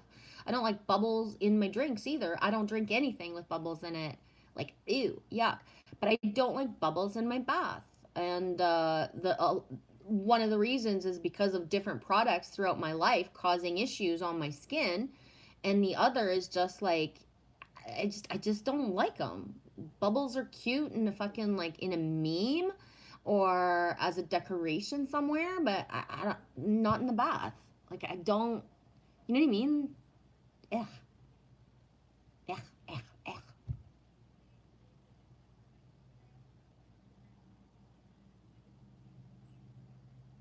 That way, sometimes I get things I want, sometimes I don't. Well, it's like I've said to you before, that way your mentality, because you're a single man on your own, is definitely works well for you. It's a whole other level for a mommy and child, right? It's just two different worlds. That's it.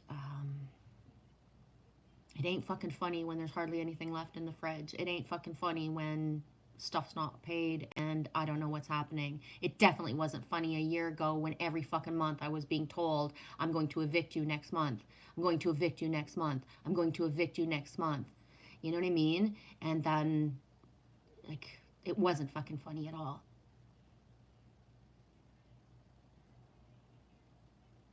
Michelle, only one person's ever remarked about that scar in my adulthood. Interesting. Hmm. Well, only a few people have ever truly noticed that I tend to be cross eyed no matter how I look directly at the camera. And especially if I'm tired or very excited or in a very big flow. And I know my glasses are like really like fucking yucky so they can camouflage my eyes. I don't mean to do that. It's like, this is what I got. And I refuse to go to an eye doctor until I can find somebody who's going to use old school, just that one machine that I look into and tell me what I need. I'm not going back to those computers and those lasers and all that shit. So, plus I'm doing that thing where I believe that my eyesight's going to restore itself, and that's it. But yeah, it's very rare somebody who's ever lazy eye. Yes, thank you. Yeah. Until the time I was 4 or 5, there was question of me being operated. My mom always attributes to the fact that she was scared shitless and all she did was pray, pray, pray, pray, pray, that it corrected itself enough that she didn't have to choose to get surgery for me. I thank God all the time, because if I would have had that surgery, I would have been a whole other person. The fact that already by the time I was 6, I was having things in my mouth. I can't imagine if my eyes had been fucked with, what my life would have been. The reason that my eye was a lazy eye, and I believe this about everybody, anyone who has a lazy eye or whatever the words, other terms, cross-eyed, you can eat, whether it's one or two, that means that that person's third eye is very, like, active and powerful, whether that person is aware of it or not, or just blows it off, right? Some people see colors and visions their whole life, but they blow it off. Whereas other people, like, learn, teach themselves about it, and etc. But yeah, so for myself, it's the same when I see somebody who has many layers, who's considered obese. That person is such a powerful empath that they needed all those layers in order to be able to survive this motherfucking sick fucking world, right? So that's it. I don't have judgment of certain things or don't think something's beautiful. And if anything, I got a thing for teeth imperfections and eyes. It's like, I don't know. It's like a thing. It's like, I don't know. It's like kind of cool. It's beautiful to me, right? Michelle, Nicole had hers operated on. Yeah. When I worked, the house where I worked in 2019, with the 5 kids and stuff, one of my little dudes had an operation. He was 3 or 4, and my little dude had an operation. And at the time when I was still, working there and the nanny and stuff, they went to sick kids in Toronto to have him, tested to see did the operation work, and did he need glasses and stuff. And I remember he came back, and when I went back to work, and they had just gone for the weekend, and he came back and he had these beautiful little glasses, and he was so handsome. He was so cute, my little blonde-eyed, blue-haired, like little Jay. And I was like, "You look so amazing." And he's like, "No, I don't. I look stupid, like a nerd." And like, he's 4 years old and saying all these words. And I was like, "You just got your glasses a few days ago. You haven't even been to school yet. Who's telling you these bad things?" And it was the older brother, right? Already, he hadn't even had the glasses for fucking 48 hours, 24, 48 hours. And he was already feeling like really bad about himself. I don't know. I hope that the words that I said somehow helped imprint him. But, I'll never know, because I left shortly after that. But, yeah. They just do operations now without even considering the fact, because it's possible, instead of waiting to see if it will correct itself, right? Like for my situation, it was 1972 I was born, so it was early 70s. If it would have been this generation, it would have just been automatic, whereas back then it wasn't just a normal procedure, and they waited a while. They gave the body, the eyes, time to adjust to this reality. You know what I mean? You noticed, Mitch? I noticed your eye when we connected in this lifetime. Boom. And that's a few of my birthmarks and my eye, like certain things of my physical features, are in order for people from past lives to be able to recognize me. Just like other people, right? When they have a certain thing, and it's the flash, the recall, the knowing, right? That way, love, free energy, and sharing our gifts and talents is all that we need. I fully resonate with that way. I do. And living amongst and near people who don't, who are not ready for that is very challenging. It's very hard. I remember when I moved to a certain community, an area, a spot in 2016, I was like, this is it. I'm going to manifest to barter, to exchange services and stuff. And it was like, no, people weren't on board. It just, did we share certain things? Sometimes, yeah, but not the way that it could have been. And it wasn't possible to manifest it. When people aren't ready, it doesn't matter how, right? And when the timeline's not there as well, but Joshua, I think I have one too, just not as pronounced as my sister's. Mitch says, yes, food grounds us. Yeah. I've been in a pretty fasty type of mode for the last week where I'm not hungry. And sometimes I think I'm hungry and then I'll have 3 bites of something and it doesn't matter what it is. It just, the 3 bites is enough. I've been drinking water, just a lot of water. Like I would say I've tripled my water intake in the last week as well. So whatever food that doesn't feel good or I don't need or I don't want is completely being replaced by the water. You know what I mean?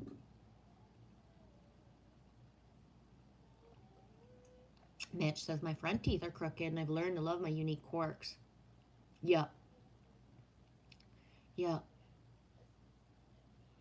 Imagine somebody from another era just dropping into our society and how they would look at people with all these teeth, the implants and the whiteness and the surreal fucking teeth, right? That would be like one thing that would be like, what the fuck are you guys doing to your teeth, right? This, and the energy of that, the energy of it. That way the pilgrims fed each other from their garden. I ain't no pilgrim. I ain't no pilgrim. Michelle says Josh's brothers did the same to him. Yeah. And that's why, sometimes it's like when I don't mean to be crass or callous or not empathetic or compassionate, but it's like, if we really realized to what point, like how ridiculous it was, the thing that we think is like ugly about ourselves, that it was like your sister fucking said something to you in grade 2 and you took that in and kept it your whole life, or your dad teased you about something and still does, and everybody still fucking laughs, right? And it's just the fucking family joke. But to what point, like, it's like, it's not even real. It's like, I know so many people who's telling me I can't sing. Really? It's really fucking beautiful to hear your fucking tone and your cadence and your voice. But, somebody else told you can't sing. So now you can't fucking sing.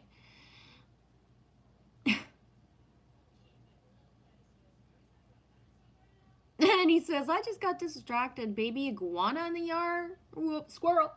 A baby iguana? Oh my gosh. I hope it has a special marking so that you can watch it grow up and know which one it is. Neato. A baby iguana. And I grab one card. Then I'm going to go take another little break. And then what we'll do is, if anybody else wants a card when I come back, and if there's some flow in the chat, I still got some left to go. And then we'll wrap up the stream at some point.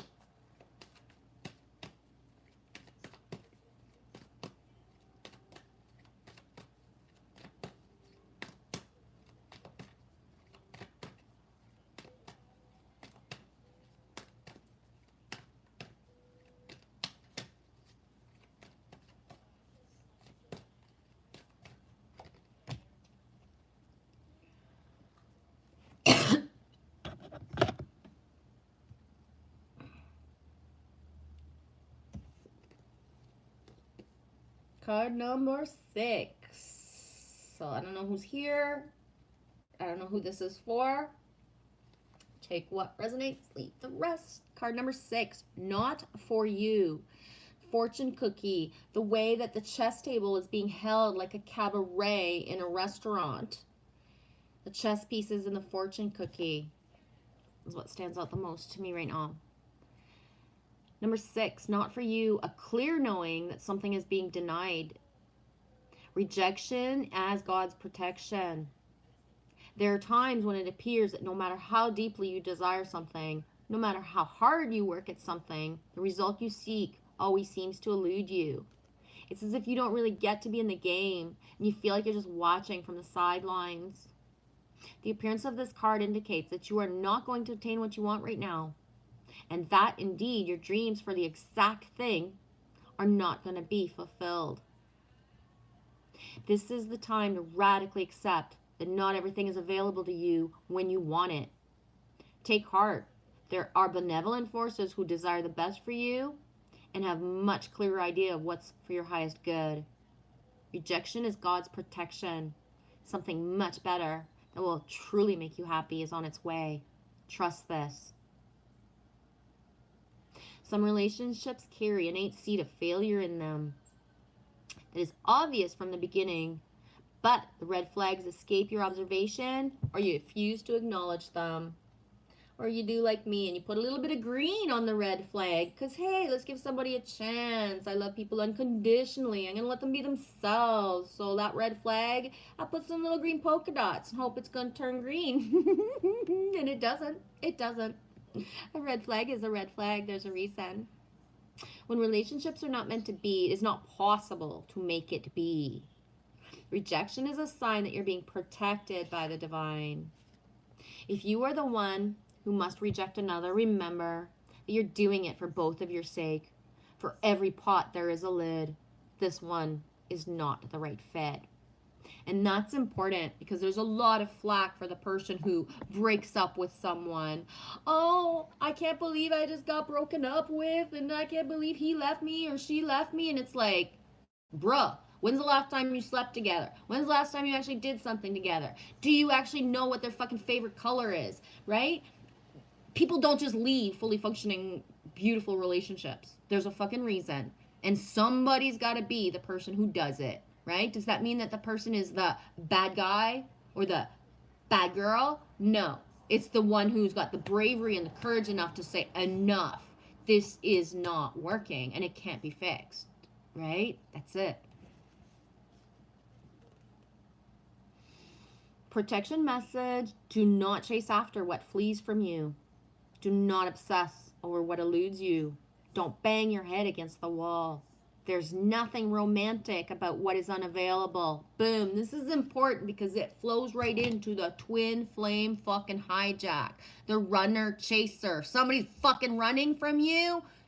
Yeah, that's a good thing, right? There is not a fucking dynamic of a divine reason for you to be staying anywhere where there's toxicity, where there's not authenticity. If someone can't be vulnerable and open and authentic with you and wants to put their fucking tongue in your vagina, what the fuck are you thinking? Right? Enough.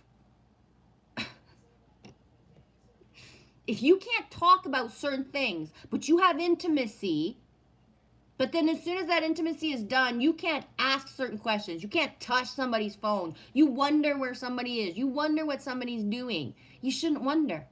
You should know, because the connection should be just that strong. Because if you've amped it up with intimacy and then you can't even fucking talk about stuff, that ain't a relationship. It's a codependent, just fucking person to be with until you wake the fuck up. It's raining, it's pouring, I wasn't expecting that.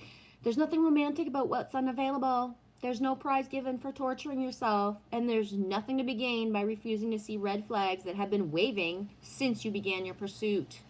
Now is the time to walk away. There are other goals, other loves, other games, other successes waiting for you. The way out of obsessing is radical acceptance and surrender. Spirit wants only what's best for you, and this is a sign that you have something much better waiting for you, so trust that. I'm going to go shut the window because the wind is blowing, probably my candle's moving, so that means the water's coming in. I'll be right back. Yeah, it's very windy. Yeah, I'm going to come shut yours too, or did you? I don't know. I'm just gonna go check if there's anything loose outside. I don't think so, but I was for what? Thank you. Oh, you're very welcome.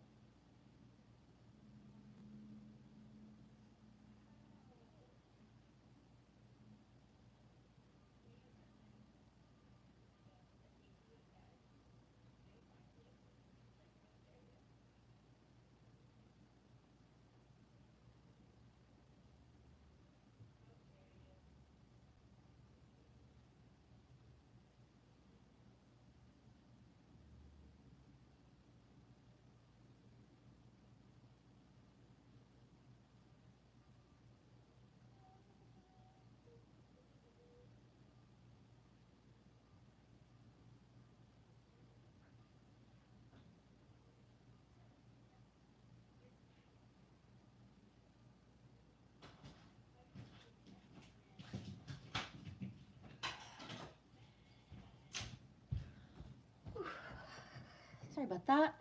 My wood is covered, but my tarp was loose. So I just went to cover it. Wind's picked up. Sky's like fucking dark. If ever everything goes out, I got no backup internet or nothing. And that's that. You gonna lie down, Annie? Okay. I love you, sweetie. Have a good nap.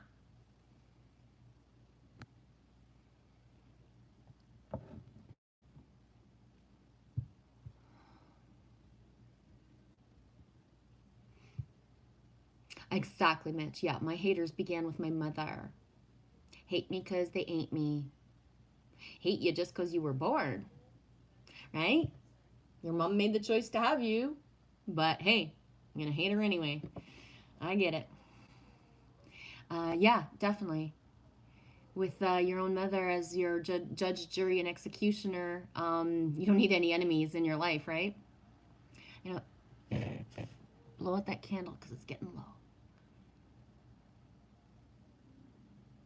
Michelle, I pray for those not for my highest and best good be lovingly redirected. Yes, go the other way. Yeah, Mitch, when people show you who they are, believe them the first time. That way says, yep, I divorced the one that I married. I learned from my mistakes. When's the last time you let yourself have a love story that way? Michelle, if you wonder or are confused, then that's not your person, period. Run. Thank you, Mitch. I resonate with that because it's like the story I told earlier. My husband, ex husband, was my friend. We hung out. He was the friend of the people that I knew more, and he became my friend and acquaintance. I had no clue. But the day that I knew he was my husband, it didn't matter if he didn't see it yet. I saw it. It didn't matter. That's it. I knew he was my person at the time. And when I knew he wasn't my person anymore, I knew he was meant for someone else, and I had to get the fuck out of the way, no matter how cruel or how whatever I seemed, because I wasn't willing to do marriage therapy. I wasn't willing to give a second chance. I was willing to, you know what I mean? Let's figure this shit out and be the best parents that we can be so we can move it right along. And, you know what I mean? A year and a half later, he met the person that he's still with today. So, and they had another child as well. So I saw parts of our future, and, we had to let him go, and I had to let him live the time that he needed to be able to be ready for her. That's it. Decado, decado, decado, decado, decado, tomato, tomato. I don't know if I'm saying it right. It's the Japanese principle of accepting what is. That way it says I love myself. Ooh, what's that song? I love myself. I don't need anybody else. I Oh shared my that song. god. I know, that was not the best. You didn't even get the melody right. I know. I know I didn't. You sing it. No. Well, show me the melody. No. Yeah, Mitch, exactly. Nothing can hurt as much as that. Indeed. Yeah, for real, Mitch. I mean, must be over a decade that way. Hmm.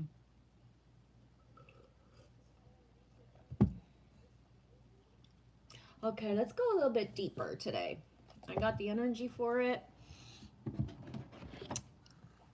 9 people, buckle up. I'm taking out the Sacred Rebel Oracle, Alana Fairchild, with artwork by Autumn Sky Art.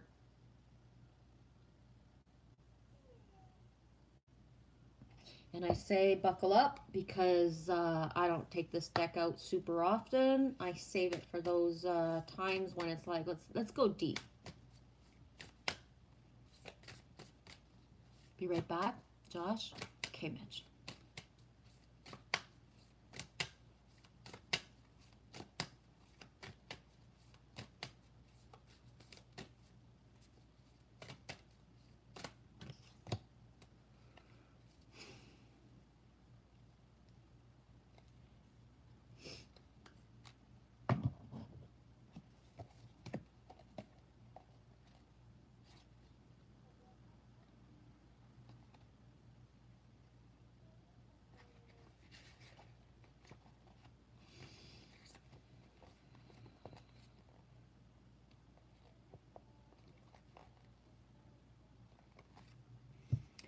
Okay.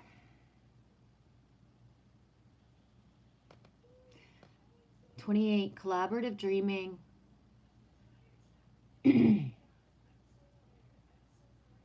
Your heart is big enough to dream, not only for yourself, but for a whole new humanity. Imagine a world that is healed with respect, understanding, and with community that fosters life. Even your dreams that relate to you alone will contribute positively to the greater good because that is the nature of your heart. Your heart naturally and intelligently cooperates in a grand scheme of loving creativity, working to heal the hearts of the whole world. The heart creates win win situations that benefit the individual as well as the collective. You're being asked to honor your growing desire to co create with conscious, like minded people. Your collaborative dreaming is a heart inspired win win, bringing mutual enhancement to yourself and others. The heart wants to love and be loved, and working with others creatively is a way to allow the heart to grow. It's a chance for you to learn how to honor yourself and others, to find a way to live and let live, simply by growing and strengthening your active trust in your heart's guidance. You are asked to bear the rough patches that can happen when you work creatively with others. Ideas might clash. There can be friction, particularly if you have different ways of working. Am I naive to think that opposites coming together and merging minds is possible without the clash?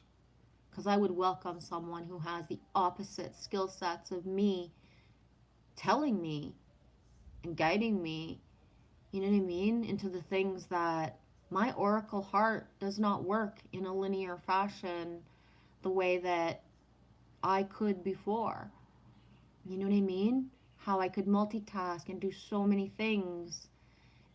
It doesn't work that way for me anymore, you know? So that co-collaboration, the idea of the humility of I don't know how to do this, is important to me. This is a part I've been waiting for years. There are parts of me that even if I've tried to go further, it's like I can't, you know? It's meant to be co-collaboration. It's not meant to be me alone setting stuff up. Sometimes big dreams need more fire to ignite them into a reality. Some fire might require friction along the creative path. It's not meant to be a permanent condition. It's just an aspect of the creative project from which you can learn something useful if you wish. Your guidance is to embrace any experience of friction or tension within yourself or as you work with another. With compassionate. Okay, compassionate. That's the word of the day. Compassion, detachment, compassion, and tolerance. You're welcome. We shall invent some new words for this new world. Let's start a dictionary. Creative endeavors, particularly involving groups, can bring up unresolved issues about being valued, heard, or capable. They can also trigger disputes about taking responsibility or inflame insecurities about being cast into unfamiliar roles of leadership or having to follow. This might happen for you, for others, or for all involved. And the stronger the creative energy that flows, the more likely triggering is going to take place. It's the nature of creative energy to move in all direction. It doesn't just want to grow one project. Everything that comes into contact with it will grow. That means that the art and the artists are in progress of creation. This can be smooth, but more likely to be rough sailing, at least sometimes. I don't know. Maybe I'm fucking naive, but after having to figure fucking everything out on my own, I feel I'm very open and ready to that. The opposite of what I've lived. You know what I mean? For so long. We'll see. We'll see what happens.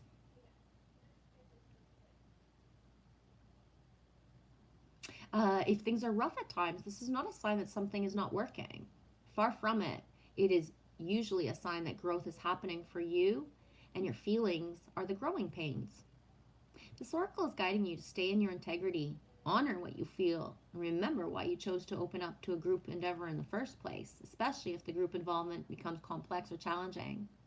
Call on unconditional love every day and evening. It only takes a moment to do so. Call on unconditional love. Please help and guide me in this project. You're going through this experience, or you will in the near future, because you are part of a new creative learning program for humanity. That's really important. This learning program is taking place at a spiritual level, and it requires highly individualistic and creative people to learn to work together without compromising who they are in order to reach a common creative goal.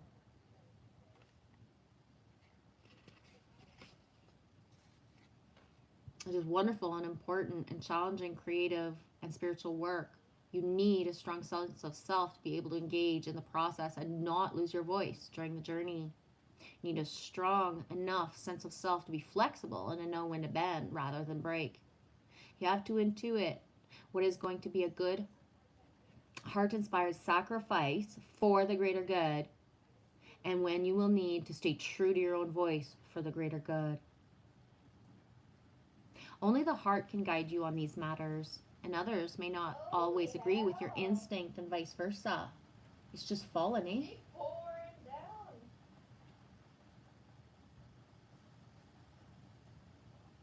That is part of the challenge, staying present so that the friction created can be channeled into creative energy rather than lost in emotional turmoil. Please remember that what really matters is that you hear your own voice. Others may or may not be able to receive it. When you hear your own voice, you will be able to connect with the truth, the heart truth. You will know when it is right to remain in a group or when you need to withdraw in order to work with others who resonate at a more appropriate vibration and perhaps more in harmony with your own. Not every collaboration is going to be long term. Perhaps the learning is going to be short, sharp, and possibly even painful before it turns into the wisdom that is gained from experience. At other times, the journey will be more loving, supportive, and harmonious. This is neither better or worse. It's just different. This oracle comes with a particular guidance for you at this phase in your life path and creative journey. You are no longer to think of yourself as the lone wolf. Yup, you have your unique path to tread, but you now have the task to accomplish for your own growth and the greater good that require more than a one-man band.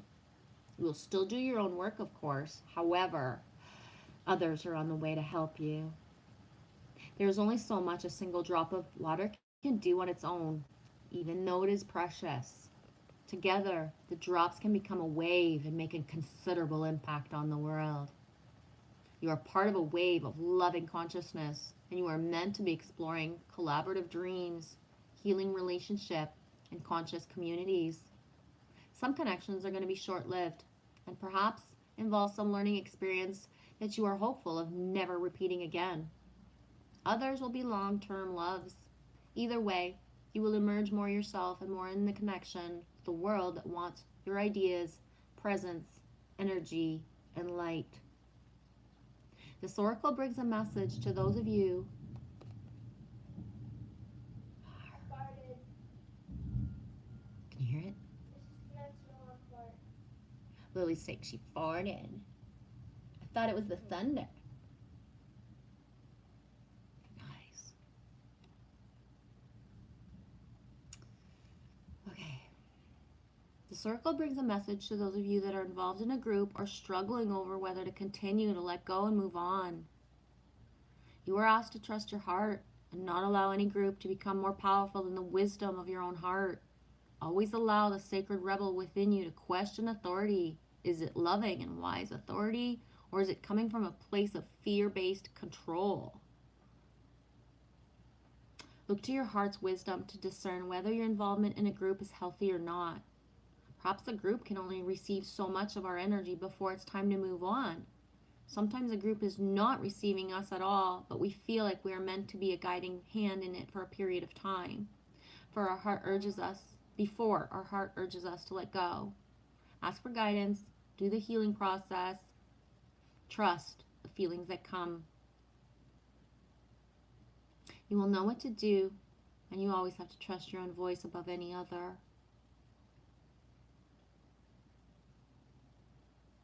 That's really important.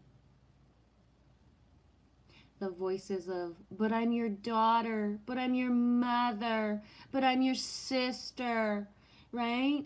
All of that. Mother, daughter, sister. It's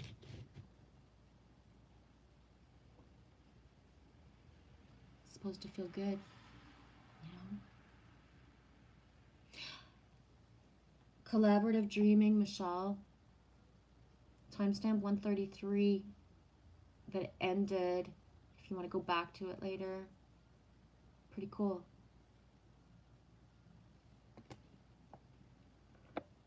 There's a song that you forget that way. Yeah, it feels like a warm hug. Yeah. Yeah, I really love this artist. She's amazing. Autumn Sky Art. I share some of her stuff on IG, or I'll take a picture of it and share it here sometimes. I've been following her since my Facebook days. She's a very amazing artist. She's in British Columbia, Canada, I believe. Community. 444, Mitch? Whoa. Time flies.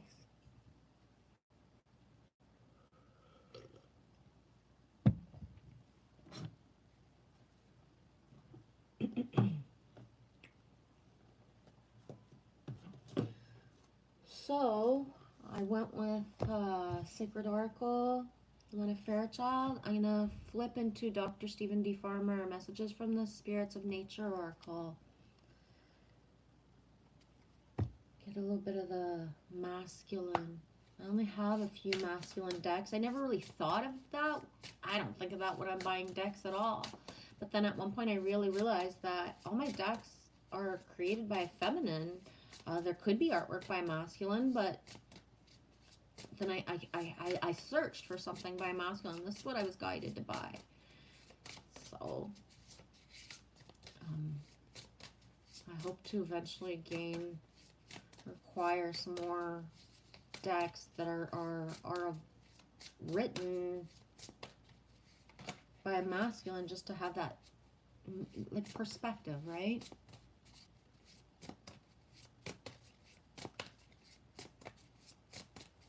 Joshua Michelle says, skies opened up here yesterday. We were on a day trip. Yeah, it rained. Today is reminiscent of yesterday, except it didn't thunder. Where it started raining in the mid-afternoon, it stopped for a while when I did my little squirrel vid or in the evening, and the squirrel went on the fire pit. I was like, "Huh, are you telling me I should light a fire?" And then I was like, "I'm gonna wait a little bit and see what happens." And then 15 minutes later, it started raining again. So we got caught in a hailstorm on the way home from filming the geese at the docks. Oh my gosh. We went swimming last week. Well, we went to the beach last week, and Lily ended up swimming in a hoodie because that's what she was wearing. And then at one point, I was like, okay, the sky is really it's changing. But I let her have another 15 minutes. And then when she came back, anyways, we got walking. But then as soon as we were like really walking and stuff, it was like, boom, it started raining. And it rained the whole way home as we were walking. She was already soaked, anyways, from swimming. And I was just like, oh my gosh. But it was nice, you know. It wasn't too windy, so it wasn't like an awkward rain. But Michelle, Nate and I sheltered under a tree in the stranger's driveway. No damage to the car. Good. We've had like alerts or, you know, weather warnings, whatever they're calling them this summer. Woo! That's way too many cards, Bob. No, I can't do that. But we haven't had hail yet. I love hail. I go outside. I like grabbing it and eating it. If you think ice is good, oh, hail ice is even yummier. No way, Mitch. Trees were falling to the ground. Zero visibility. I knew we were divinely protected. Whoa, dude. That's like a... oh my God. Does Nate have like a curiosity about the sound and all that? Or does he feel like... Does he feel scared or have an emotion come up when that kind of weather comes up? Okay, I thought more than... Boom. Oof, this card's a huge sink.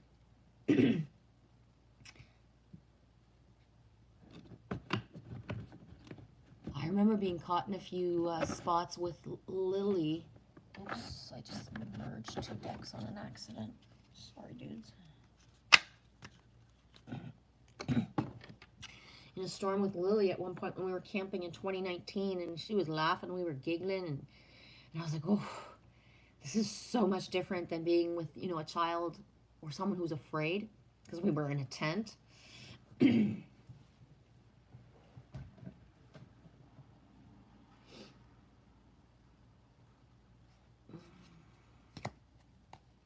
Okay. I'm just going to say the name Kelly Ryan O'Brien at the same time as I grab this moss card, just in case she's like passing through and it's like squirrel. She'll like, her ear will like, shh. Never know. I randomly said her name before and it was like, there she is. Anyways, 24, 2 and 4 is 6, moss, adaptability. You can think of this plant as the amphibian of the vegetable world because they were among the first plant. Notice I called my own self moss. Yeah. They were among the first plants to emerge from the ocean into the land. The origin of moss dates back to 450 million years ago. Having survived and thrived through a number of drastic climate changes, moss continues to find homes on every continent in almost every ecosystem. This very small plant has no flowers and no seeds, but instead contains a male and female chromosome that create a spore. Spores require water for fertilization, so moss needs damp conditions to reproduce. By being dormant, it can survive in environments as hot as 212 degrees Fahrenheit or as cold as minus 450 degrees Fahrenheit. Like a sponge, moss very efficiently hangs on to water. It helps soak up rainfall, maintains moisture in the soil below, and it keeps the nearby atmosphere humid, which allows the other plants around it to thrive. Mosses are the first on the scene when there's been destruction in an area of land. such as a forest fire. By showing up, they help stabilize the soil and retain water that supports new growth. And it's truly one of the most remarkable and adaptable plants. And I don't know if anybody who knows me has ever heard me say this before, but I'm getting to the message, by the way. That was just kind of like the little description. Um, for me, one of the most sacred and yummy tasting waters ever is moss water. When you're in the woods and you touch the moss and you realize that it's damp, and you grab a piece, you squeeze it into your other hand, and you just sip it. And then you put the moss back exactly the way it was, and it's not even noticeable. Um, in another part of my life, I would have thought that was pretty freaking gross because, you know, the potential for moss to not be humid just because of water is, you know, bear pee or something like that is there. But I don't know. If you've never done it for yourself before, or if you feel to try it, do it. I say do as in DEW, do it. Um, it's yummy. It's delicious. It smells like the earth. It's just like, that's it. Anyways, I know I'm like kind of a freak for some things, but hey, that stuff's yummy and it'll save your life. You know what I mean? If you're caught in the middle of fucking nowhere and you got no fucking water, moss water will save your life. Anyways, the message, current situation you're involved in has required you to make several adaptations, including quickly adjusting plans, sometimes at the last minute.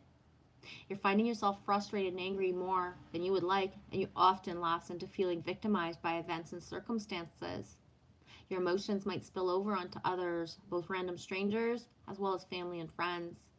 You see the world all around you changing rapidly, and you find yourself clinging to familiar routines and ritualistic behaviors in order to attempt to find a semblance of security and predictability. However, your efforts fall short of satisfying your needs for security. To adapt to the current changes more efficiently, remind yourself to let go of expectations. Remember, most things in life are not catastrophic. We only think they are.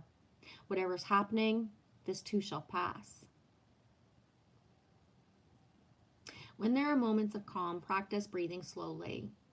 Breathe in to a count of 4, hold it for 7, exhale slowly to a count of 8, hold it for 4, and repeat. Doing this practice when you're calm will help you breathe more easily when your plans go awry.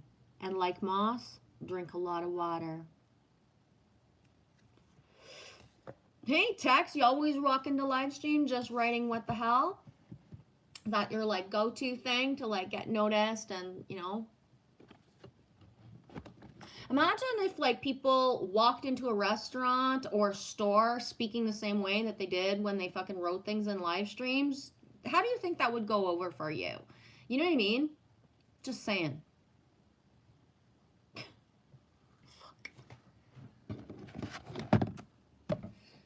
I want to say for all the people that have big hearts, poetic fucking like words, kindness coming out of the wazoo, and you're too shy to talk in a live stream, when you see this kind of shit, doesn't it kind of make you feel like, wow, I could be needed because I am a kind person and the comments that I have actually make sense and could be credible or hold like some sort of fucking like, you know what I mean?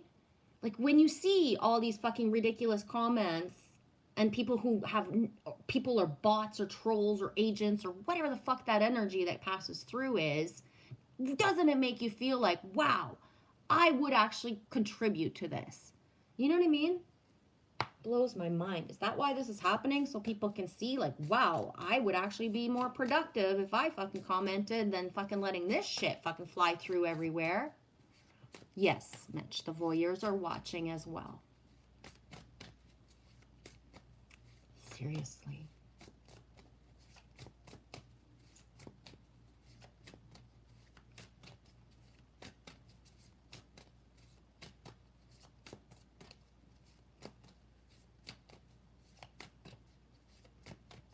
Yes, Mitch, the people who don't even like me but don't miss a minute of my streams. That's being called a fan. It's so sad to me because that's like the ultimate waste of time. If you don't love, respect, honor, cherish, if you're not learning something or growing from watching someone and you still spend that time, fuck, man. My empathy and compassion is huge for you because you have fucking like, whoa, a long way to go. Right? What a fucking waste of time, energy, of who you can be and who you are to look at people instead that you don't enjoy so that you can, you know what I mean?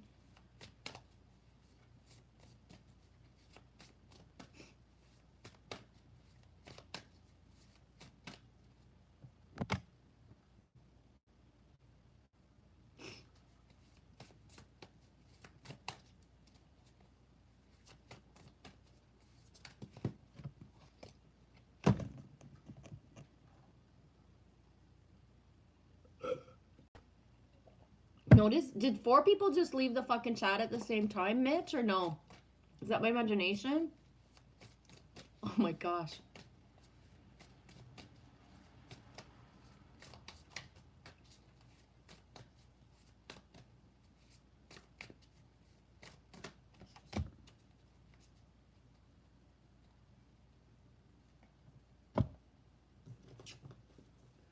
Crystal Spirits, Oracle, Colette Baron Reed. Oh, another one bites the dust. Wow. Half the people that were watching don't even give a shit. That's messed up. Or that was a coincidence, but still. Lake Superior says, I'm still here. Thank you, sweetie. Seriously, whoa, though, eh? Wow. Every day I tell myself humans aren't gonna fucking shock me, but they do. I swear, they do. Pink Sapphire, card 44, forgiveness, choosing to heal, acceptance and letting go, soothing the heart. Have you ever heard that forgiveness is a gift that you give yourself? This is the second card, same type of message, different decks. Pink Sapphire Spirit's message to you is to not concern yourself with the law of karma right now. For while your loving heart wants to see justice served for the good of the all, in this moment, you're called to align yourself with the universal laws by choosing to heal yourself. Exactly. Ain't none of your business what karma is going to get somebody else. And the more you wish karma on somebody else, guess what? It's going to bounce back to you, right? It's time for you to start the process of forgiving those who did you harm. And that means deciding consciously that they will not determine your story of who you are and what you have experienced. For you are a powerful storyteller and co-creator, and you will tell a heroic tale of overcoming that which caused you pain. Your willingness to engage in healing to free yourself from your past and soothe your heart is an awesome superpower. Pink Sapphire Spirit is here as a reminder that you can do the work, that walking through the forge of fire and letting go of the pain will remake you strong as steel going forward. You will persist and you will embrace the wisdom you have earned. Find the power to say never again by making the choice to heal yourself and forgive yourself for not knowing better. Positive things are to come, and you can rest assured that the conscious universe is your ally in this process of healing, acceptance, and forgiveness. Relationship message. Embrace your power for healing now, says Pink Sapphire Spirit. And that means turning inward instead of concerning yourself with others at this time. Let go of the urge to go over what went wrong or to even relive the past, because you deserve to feel joy, confidence, and faith. And to do so, you have to let go of the old stories and release the pain that is no longer serving you. Sometimes it lingers, and you can feel it coming up. Let yourself experience that and let it transmute through you. Have a good cry, vent, rage, get all the energy out of you. And then feel yourself filling up with the love and acceptance you deserve, coming to you courtesy of the love bearer, the conscious universe. Pink Sapphire is here to remind you that you are all you need to be, you are whole and beautiful, and that the conscious universe knows how very strong that you are.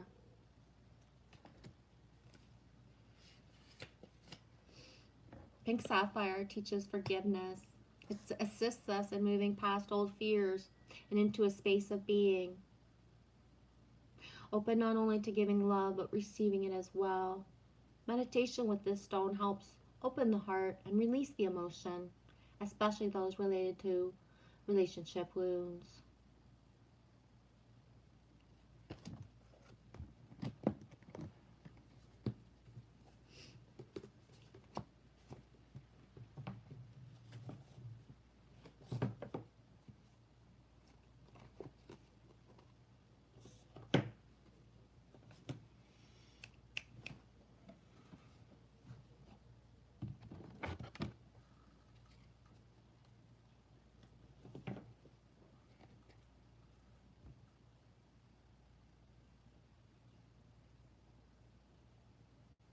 Thank you, Joshua Free, aka Michelle. You are seen, loved, honored, and appreciated, Mitch. Thanks, sweetie. The sanctuary is a safe haven in this world. Yeah, we manifest a good one, eh? For real.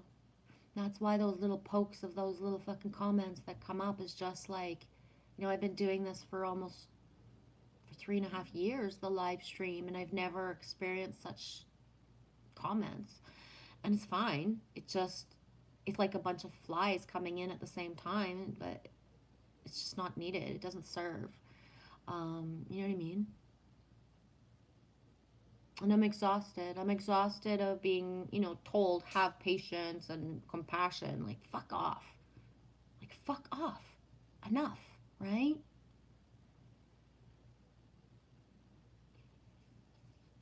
A very God one. A good one. I left a typo on purpose. Right on. Yeah. I'm using this deck, Denise Lynn. She's also an author. She has been a part of my awakening journey since 2005-ish, Denise Lynn. And I mean, as an author and as, a creator. But still, that's a long time. And yeah, the Forest Oracle. I'm choosing to use this right now because this is the book that Jackie used, the book and the deck. Actually, she didn't use the book yesterday. She just used the deck, but she used it yesterday. So there's like a little curiosity of me of is there any cards that are going to come up today that Jackie pulled yesterday in the live stream that we did together. I know that way. 3.5 years. Where did the time go? Poof. Yeah. Were you there that first live stream that I did that way? In my memory, you were but like,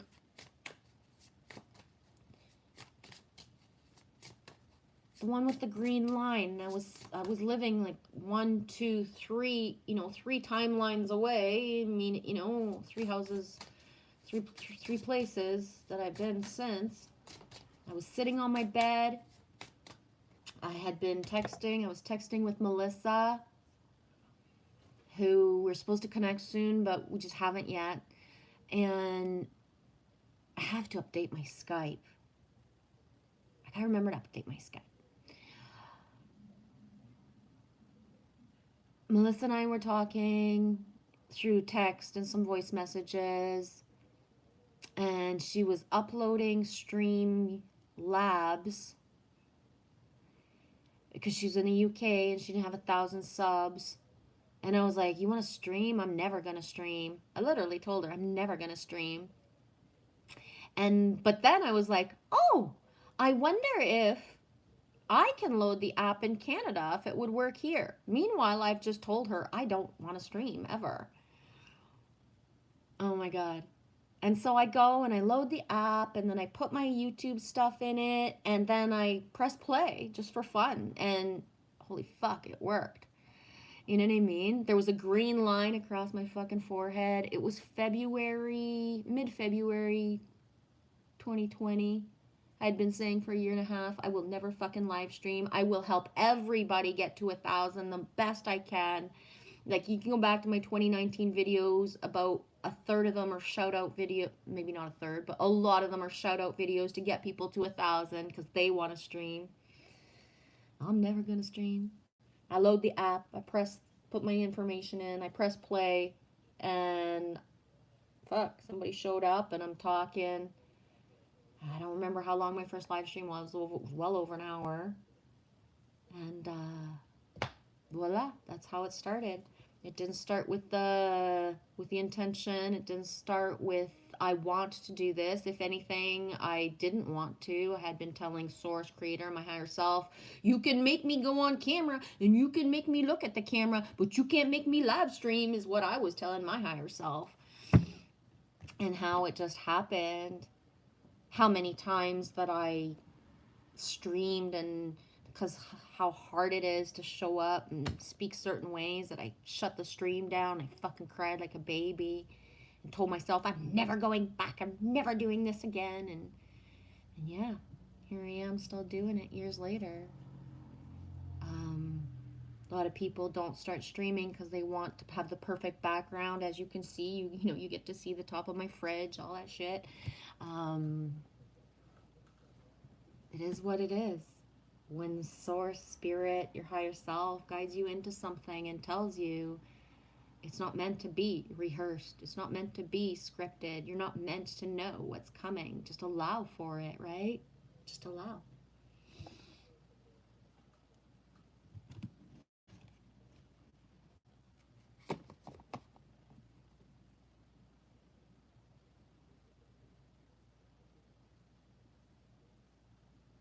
That way, remember your wings.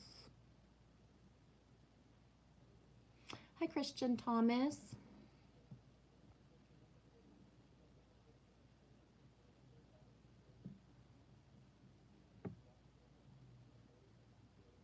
Michelle, time flies when we are one. That way, I remember once I'm reminded. Well, I only did one live stream with the actual green bar around on top of my head, and that was the first one. But then when I was stopping to use Streamlabs, just as YouTube, because YouTube all of a sudden gave access to me and others, depending on whatever. And I was hesitating. I didn't want to stream on YouTube because it's like I've already got my groove on this app, and like fuck YouTube, it's on YouTube anyways. Like I don't want to learn a different way to press on buttons. And but then my stream lab was glitching, and it was like I don't know how to fix all this shit, so I just gravitated to just streaming live on the platform. Yeah.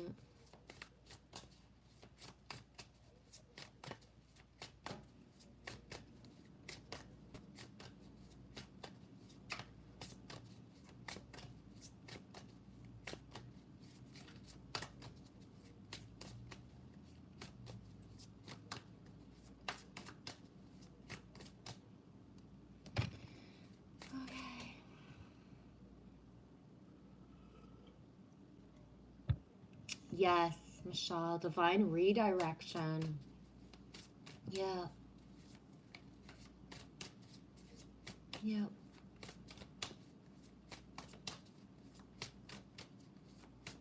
It is how it works for me, though. Often the things that don't interest me, so there's no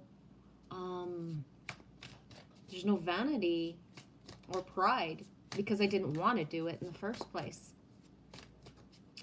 That's different than somebody who wants to do something so much that they'll do anything to do it, or do anything to get it, or, you know what I mean, hold themselves back because they're too afraid to do it because they're attached to it. I didn't ask for this part. In fact, I insisted I would not do it no matter what. So it's a lot different than,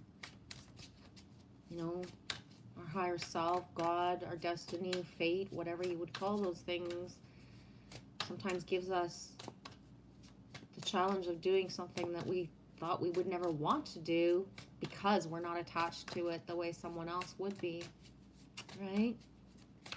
Conduit that I am, the messenger that I am. There's no labels, there's nothing, right? Take what resonates, leave the rest. You believe in me or you don't. You trust the cards that I pull or you don't, take me or leave me. And if you don't like me, please leave me.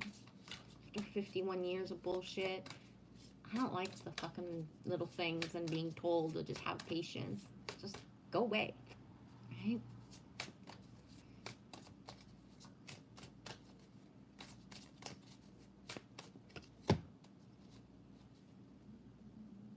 My tummy's rumbling. Can you hear it?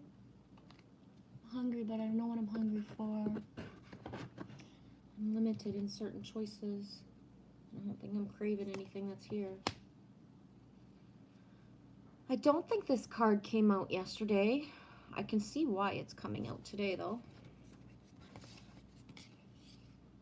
Different, nothing to do with each other.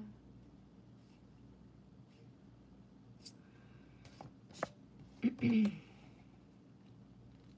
I could be wrong about yesterday, but I'm not red.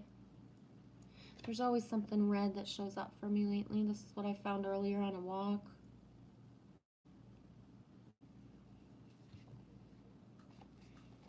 The wise woman of the grove, Grace. This is so reminiscent of some forests in Canada that it's like I'm having like a lot of different flashbacks at the same time as I see the card. I can see myself in certain eras of my life in forest areas such as this. And I miss being near in the woods so much. It's been a weird fucking year and a half, guys. Take a fish, throw it in a city, tell it, you got this. And that's what my life's been for a year. Oh, fuck, it's even been more than a year and a half. 2.5, sorry. Fuck. Ooh, I'm a survivor. I keep surviving. Okay, 49, wise woman of the grove. Grace. The wise woman of the grove steps forward and hands you an intricately carved wooden box. This is my gift to you. Guard it well. With care, you open the box, and inside rests the perfect ruby. It sparkles in the light. This is a joy activator, she says. Hold it to your heart and all around you. In all directions, all beings will relax and find joy in the moment. Joy is the greatest gift you can give another. It is the gift of grace. When this card chooses you, you are at an advent of a remarkable time of ease, wisdom, healing, joy, and inspiration. Your ability to hear the voice of spirit is rapidly expanding. Spirit guardians are watching over you with immense love and kindness. Being in a state of grace means being blessed by divine forces. Grace can mean having enough inner nobility that even if you know your opinion is absolutely right, you don't push the point. I find that super, that resonates with me a lot. If you already know you're right, why you gotta prove it? Why do you care? Right? If you already know, doesn't matter if anybody else believes or knows. If you know. I said this once and I said this before, and I mean it, and I'll say it again. Even if nobody ever sees what I see, I still see it. One of the things that I'm known for, and you might not even have noticed, but I don't have interactions and talk about them. I don't talk about my interactions with the divine, with multidimensionals. Those are our relationships. It'd be the same as if I, had a husband and I came on and streamed and told my pillow talk of the night before. The certain benevolent beauty and experiences that have been gifted to me are my own. They're not to jump up and down and tell the world what I've seen, what I heard, what I know. And I remember years ago, Canna Bear, it was probably 2.5 years by now, Canna Bear shared a woman speaking, and she was telling about when she was young and she had gone on a trip somewhere to family. I don't remember, I'm recapping. And she was around 12 or something. She was young. I can't remember. Yeah, stop trying to remember and just flow it. So she was somewhere with her family and she saw a unicorn. And then she proceeded to, you know, tell everybody what she saw and then search and search and search to keep on seeing the unicorn.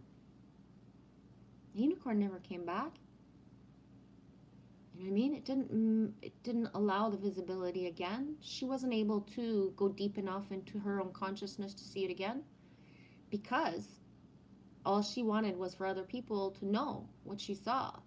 And, you know, it's a beautiful thing, but what does humanity do when something new or beautiful or amazing is found, right? I live somewhere where somebody who was like an avid turtle person noticed that in her lake was a turtle that is not a part of the environment, is from hours away.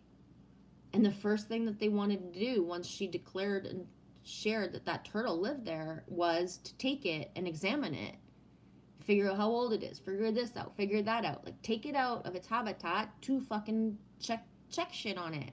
So even something that already lives here that we're aware of, if it's displaced and a few hours away in a different environment, you know what I mean? People want to analyze and like, what the fuck, right?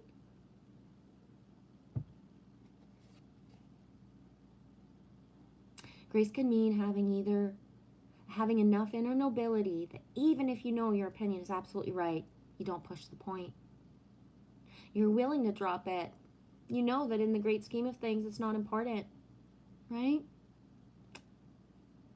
How many people right now have channels and this is what I know and you have to know this and everybody has to believe like me, right? Besides, Creator knows the truth of the situation even if others don't. Exactly. Source knows. Source knows. And those of us with eyes to see, we know as well. And those of us who feel intensely, we're very, very moved by people who can just drop it, right? That's the kind of person that I can like admire or respect. Somebody who's willing to drop something, not fight. Okay, you're right. You know, let it go. Let it go. It's beautiful. I only get glimpses of that once in a while, but it's fucking amazing. There are times to be abruptly, snarkly honest. There is times for that, guys. That's important. But this isn't one of them. Be diplomatic and gracious in your interactions with others and speak with love and kindness. You can relax and let go because your path is guided. Spiritual nobility is growing within you. The spirit of grace is softly unfolding in your life. Kindly honor the truth of others, even if you don't agree or even if you know better, because Creator knows the truth.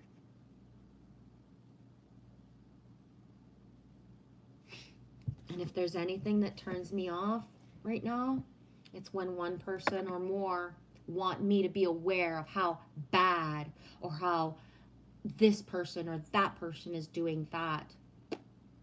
You know what I mean?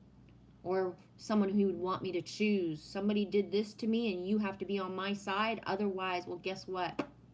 Go. Just go. Right? Your fight with somebody else is not mine. Can I be the mediator if I'm in the middle of it? Fuck yeah. I ain't got no fucking problem with that. Because if there's one thing I've noticed in the last weeks, days, months, and years, is that holy shit, if we lived in a community, we wouldn't even be able to sustain ourselves for a month. Because not many people are ready to take a stand when something's actually happening. And if there's trauma or drama and bullshit happening, there's nobody ready to fucking take a stand. People will pretend nothing's happening for fucking months in live streams and videos before actually fucking, let's figure this shit out, right?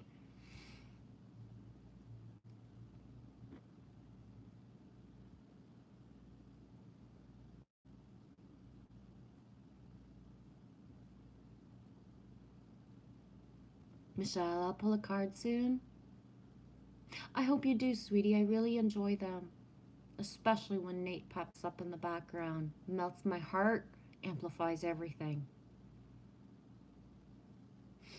Michelle, I feel zero need to convince anyone of anything ever. Yeah. I had someone write to me certain things today, and it was like, at first I started to write something back, and it was like, I'm defending myself. I can't. There's no point. I shouldn't have to defend myself against, especially with this person. You know what I mean? You either believe me or you don't. And if you don't fucking fuck with me. I'm done.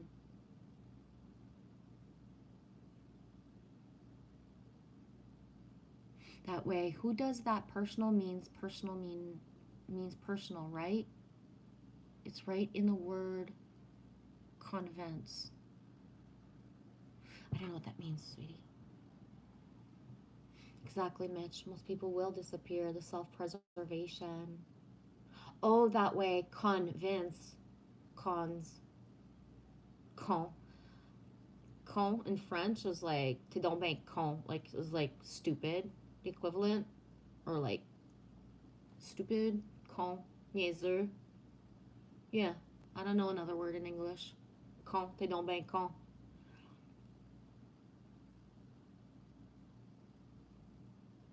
Michelle, exactly. Accept that it's just for you. Yeah. So many things. Yeah. It's so important. Ava Andromeda, she used to make vids and then describe her interactions with Sasquatch or other multidimensional beings. And it was about, I don't know, 4 or 5 months ago. She hadn't made videos in a long time, and she came and she basically said, I've really realized that it was coming, although I had the best of intentions. I wanted to share my experiences. I wanted to be able to tell other people how it was possible for them. She realized it was coming from a place of ego. And I thought that was very beautiful because I stopped watching her long ago because when she was telling certain things about her interactions, I just felt that it just didn't feel like I should be listening to that, or that it felt pure, and it just felt like all our interactions are going to be very different. So, even if the intention is there, if I can teach people through how I do it, it's the same as if, when you're watching somebody and they're teaching you about how to do a meditation, but when your brain doesn't work the way that they speak, or your body can't, doesn't feel comfortable doing it the way that they're teaching it, they could be the best teacher, but it's never going to work for you. You know what I mean? Like for myself, guided meditations, just the way they start off, and they tell me to take a deep breath in and hold it, and then they tell me to release. And it's like, I'm not even done fucking my intake of breath. You told me to take a deep breath. I'm still breathing in by the time you're telling somebody to retain and let go. Like to regulate to someone else. I tried to watch Wim Hof and like imitate years ago, and I was like, I'm gonna fucking pass out if I keep watching fucking Wim Hof. I can do certain breathing on my own, my way, but when I try to do it like his fucking way, I'm gonna fucking pass out. And that's never happened to me when I do it my way. You know what I mean? So we're not all built the same way. We can't all do everything the same way. And our magic comes from our tools, our tool chest, our heart, that we open and use in the way. Is that not to say that the teaching or the intentions are beautiful? They are. But you know what I mean? There's also a sacredness to certain things that it's just not meant to be shared certain ways.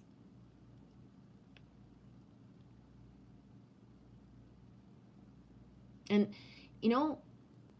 at some point, if I'm the only one that thinks this or has noticed this in the last years, there's not much co-creating going on within the dynamic of the people, that I watch, or you know what I mean? Like, we're all fucking stagnated because everybody's fucking addicted to looking at the fucking videos and live streams and not of action, right? If all of a sudden the internet went down and it didn't fucking come back, and you realize that, holy shit, like, I'm fucking, you know what I mean? You'd have to make a fucking move like back in the day, right? Make some effort. You don't just turn on a device and everybody's fucking there, and you know what I mean? You'd have to make fucking effort, right? We can say we're right where we're meant to be, but we're looping as a collective. And one of the reasons is that this is too easy. You can go watch anybody all fucking day long, all night long. You can binge watch fucking people for fucking... I've had people who started at my first video and watched 3 fucking years of content. You know how much time you just wasted in watching my fucking past when you could just fucking texted me, emailed me, or fucking called me and we could have had a conversation about the present? Who gives a shit what I looked like 4 years ago, what I was babbling about back then? Are some people learning from those things? Fuck, I hope so. That's why I left it all there, right?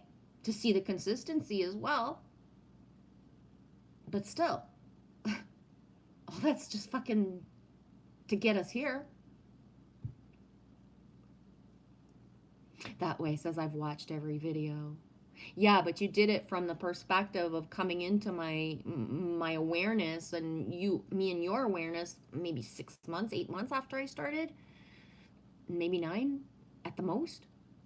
So yeah, you've been along hand in hand since like almost the beginning, right? That way.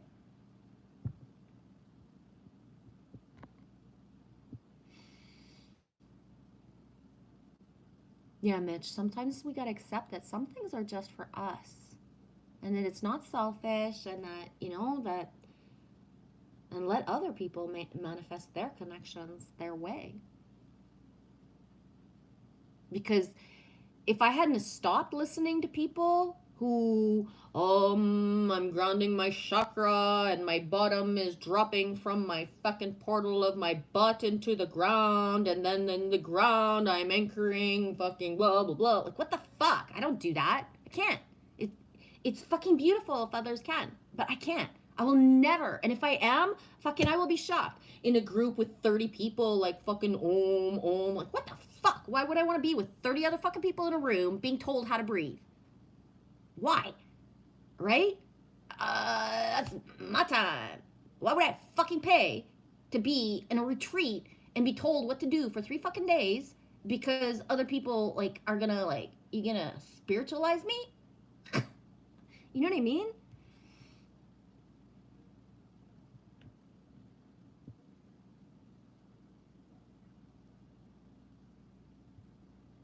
And who knows? I say this never. Maybe me holding a fucking spiritual retreat in 5 fucking years, and we'll be laughing at this. I told you I was never going to do this, and here we are. Am I going to be singing fucking Kumbaya and doing massage trains? Fuck no. Fuck no.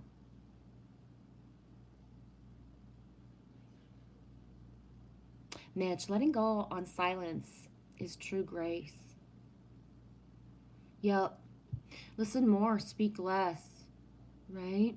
Especially in the times where people are projecting, and if they need to get out a bunch of shit, let them get it out. And then walk away. Or say, bless you for letting it out. I have no response. If someone's projecting at me and already has their mindset and their perspective, and they're angry and they feel validated in saying certain things, there's nothing I could say. The only thing I can do is be graceful and let it go, right?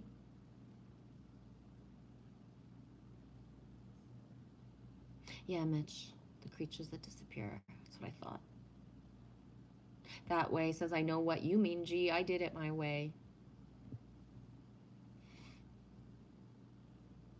Mitch, sharing is caring, but some things just don't translate for others. Some project that it's ego or showing off. Yeah. But I share because beauty cleanses the mind and we need all that beauty. It's a fine line.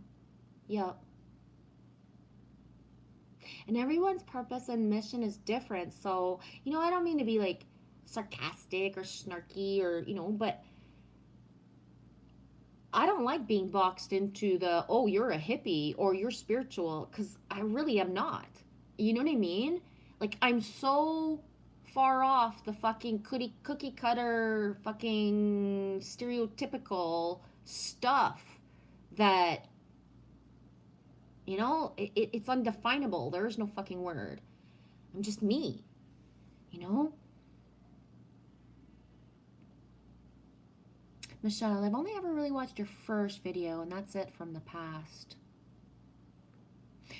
Even if there's some things that I might have said differently now that I'm years later, if I took everything down and never came back to YouTube, I would still leave that first video up. You know what I mean?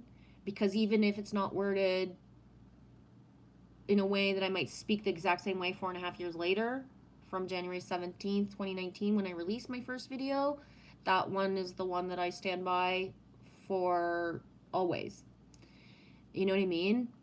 And I meant it in that first video when I said, hi, my name is Eve, and I'm really being guided to do this, and I don't see myself really doing YouTube videos. I can see myself. I fucking am imitating my own self. My name is Eve, and I really don't see myself doing YouTube videos. And my first video is probably really going to get me hated.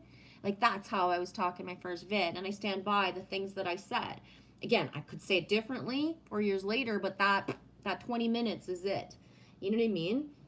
And it's still shocking to me that my path took me to do this for so many years, because it wasn't planned, it wasn't expected, it's not my heart's desire. I don't like being looked at, right? Could I have been like a Luna Ash who just showed her hands and her voice? I would have loved it. You know what I mean? But no, that wasn't what I was meant to do. But still, there's no, yeah. Some people get off on being watched and some people don't. I'm one of the ones that really doesn't. So that's why, stepping out of the comfort zone of something totally the opposite of what you thought you'd never do, what you don't even really want to do with your head, but your heart. And then when you do it, you're a natural at it practically, right? Why? A lot of it because there's no attachment. There's no ego. You don't want to do it anyways. So you're just flowing and it's happening naturally because it's a part of who you are. Hi, Jill Woodworth. Don't mean to say it wrong, but I'm kind of slurry today. Plus now I've been on for a couple hours. Feels good. I haven't done a long live stream in a long time, guys. Thank you, sweetie. I was wondering if certain people felt the same way about certain things. I don't mean to pop off a rant, but is it just me? Sometimes I don't know. Michelle, love me as is condition or don't. It's none of my business, and I won't change this because of who I am. Bonjour, Jeanette. Hi, my sweetie. Hey, G and everyone in chat. How are you? I'm doing good. Yesterday, me kind of saying no to merging for a live stream and then being redirected and being told by spirit, oh, you're going, you're going to go. Help me. I didn't think I could yesterday, but it's helped me to unblock a lot. And it might not last, right? We'll see. But right now it's flowing and it's just feels good. How are you doing, sweetie? Ooh, I like that. Mitch, I've never seen that. Labels are meant for objects like soup, not people. I like it. Just like the way I use normal is just a cycle on the dryer. It's not for people. Exactly. Yeah. I love that, Mitch. I'd never heard that before. Hey, Caleb. Longo.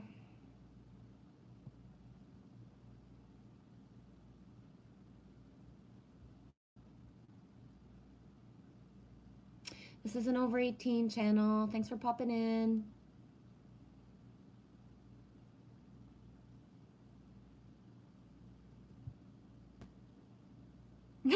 that way, right? Love me or not. Either way, I gotta wake up tomorrow morning. I'm gonna wake up tomorrow morning with the sun shining in my eyes. Really? You watched it? Oh, thank you, sweetie. I watched it late last night. You were awesome. It was really cool energy, eh? It had been so long since like, even if I've only, like, you can see where I've live streamed, and I deleted one from a week or two ago. I can't remember because I just felt that there was nothing for a greater good. Um, yeah, I've been speechless for a long time. I haven't really been able to feel that I'm serving a greater good. I showed up a few times even if I wasn't feeling the best. And I like to do that sometimes because why would I just show up if everything's good all the time? What am I actually, showing to anyone if I'm only hide when I feel like shit and I can't show up and just say hello and poke in and love you guys, right? So,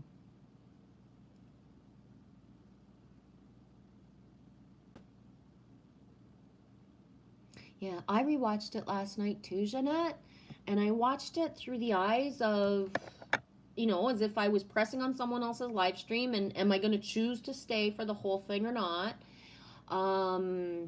Do I feel like I'm, doing something that's serving me or not as I was watching it? Because it was 2 hours and 15 minutes, and I didn't want to put it on high speed, which is something that I'll do sometimes just to get rapid information.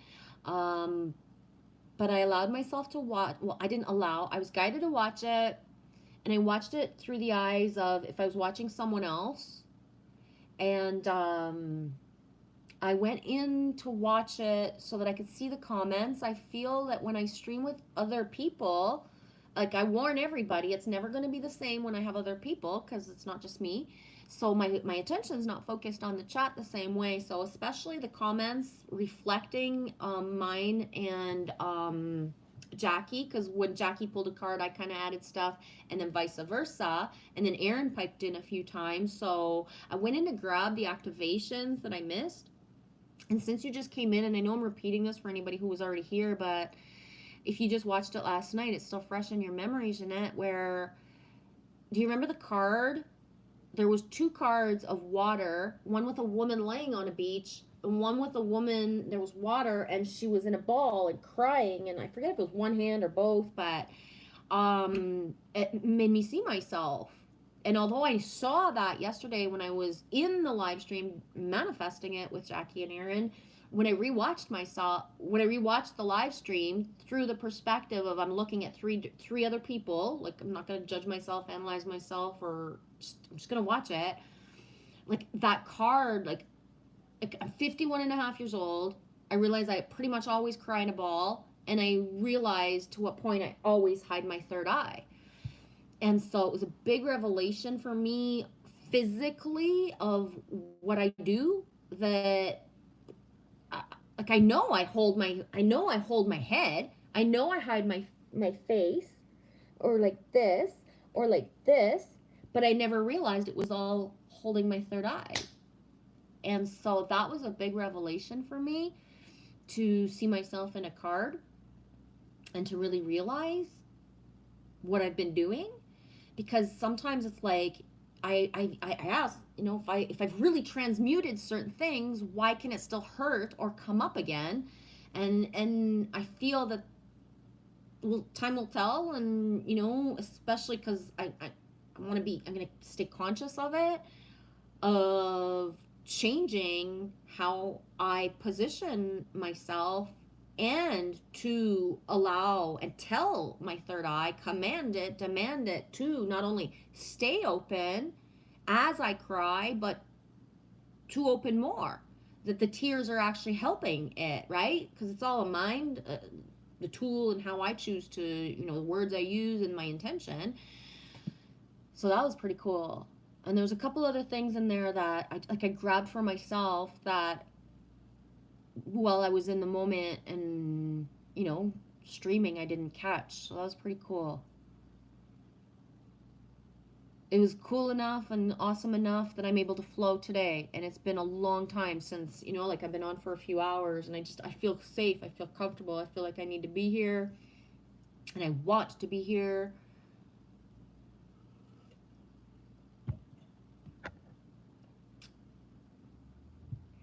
Yeah, sweetie. Me was crying with you when I was listening to your video, listening to your recording. I was crying with you, sweetie. Um, that's oof, been a rough few days, but today's a new day. I feel the 11 energy coming through. Roar. Good. Roar. Jeanette, you just said how I felt. I showed up and said hi, even though I feel really quiet inside. Thank you, sweetie. I appreciate it. Jeanette says, you all bounced off each other. Yes, I saw that card. It was interesting when Jackie said she's covering her third eye. It spoke volumes. Yeah. Yeah. It was an interesting stream, too, because the intention was just for me and Jackie. Aaron just kind of pressed the link on a whim, but it was perfect. The balance was needed.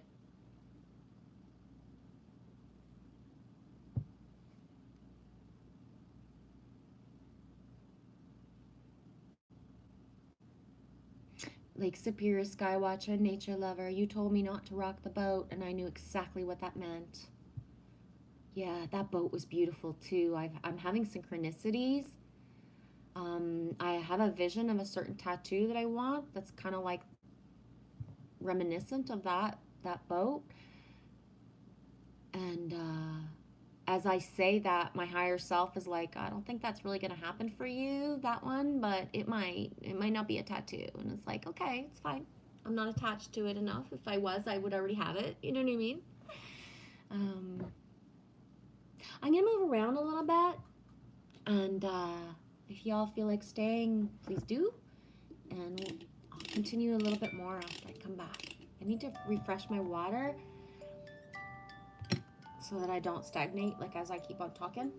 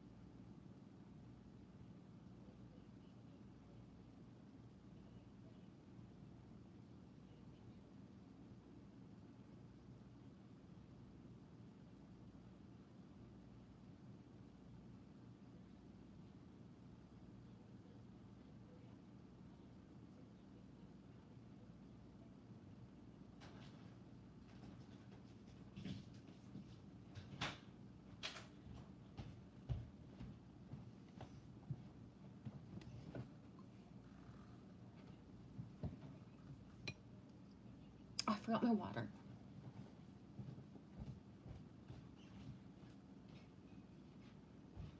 You okay, monkey? Sure. Not hungry? You want to make a bagel or something?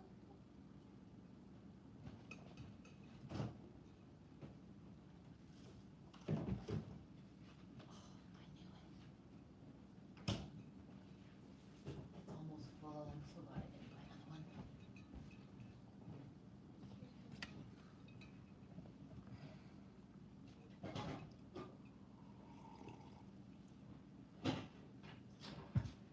Okay. Oh, thank you that way. It's always a joy to spend my day with you, G. Are you popping out? Do you pop out in and out of other stuff at the same time? Because if Corey or somebody started streaming, let me know, eh? Like, I mean, I've been on for a long time. So if ever Corey or somebody, like one of us kind of thing, is streaming or something, let me know. I'll shut the fuck up. Aw, thank you for being my friend. You too, dude. You too. I love you.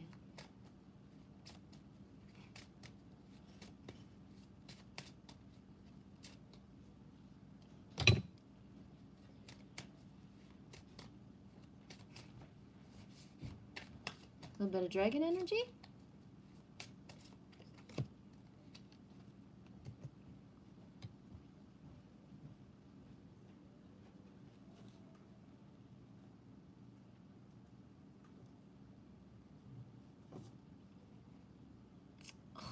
I've never seen, I don't even know how to say it. Is it ibis or ibis? I have 3 ibis. I'm going to use the ibis. Thank you, honey. I thought so, but 2 magpies, 1 butcher bird. I don't even know what that is. 4 ducks listening to your live. The bird life is so beautiful to watch. Yeah. Our bird energy has already fluctuated and changed so much in the last week and a half. Oh my gosh. The songs are not the same. I've already found my first yellow leaves. The leaves are in all the trees. There's a little bit. Somebody else might not notice them, but I saw it from the first day. Michelle, you guys are still on your walk at the park? Roar.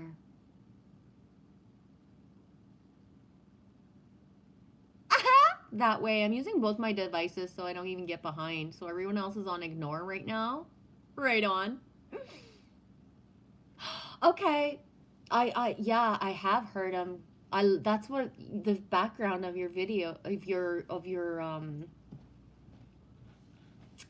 voice recordings as well. Yes, that is it. G, the butcher bird you would have heard in my videos. It's our songbird. Yeah. And the way that they amplify certain things that you say sometimes is just amazing. Or the way like the dog will bark or stuff like that. It's all synchronistic. Are you using this chicken fingers for anything? No. Take them for what you want, honey. You're gonna use chicken fingers and cream cheese at the same time? Lily? I'm not putting it in the... Oh, okay. Just because your like sandwich experiment the other night was not the greatest. When you said that was the grossest thing I've ever eaten, and I was like, well, you're the one that added 3 ingredients that don't make me feel good together. Okay. 69 dudes, 369 babies. I forgot what page it was on. Oh, it was on page 69. Duh. Oh my god. Maybe I should stop streaming. I love the color. Hey, dude. Come here often? Rawr. Where's the freaking Diana sauce? In the door, probably on the bottom. Normally it's with the I know. barbecue sauce, I- so I was I- confused. I usually marry the barbecue sauces, stick them together, but I split them apart. They were having a fight. Courage, be brave, stand tall. You've got this. This beautiful, powerful dragon comes to the fore when we need to be strong, usually on an emotional level. I feel this one might be talking directly to you, Jeanette. We may need her strength for many life situations. For example, when we have lost a loved one. Love you.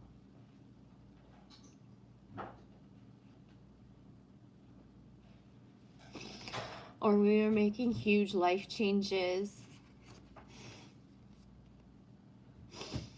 and we need an extra dose of courage.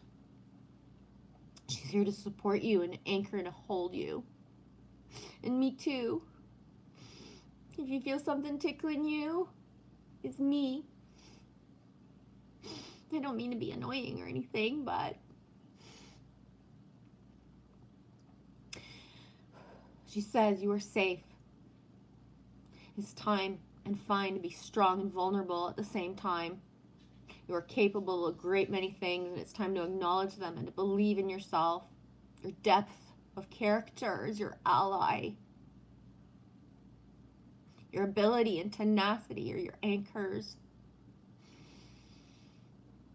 And now's the time to own them and be brave and stand tall, because you got this. You're far braver than you give yourself credit for. And if you find your courage failing or your self-doubt taking over, call upon courage until you find your feet, because she will guide you through the challenging situations and she will support your self-belief. And all you got to do is ask. She assures you that everything is as it's supposed to be. And even when you're unable to see the bigger picture, courage is a perfect meditation partner.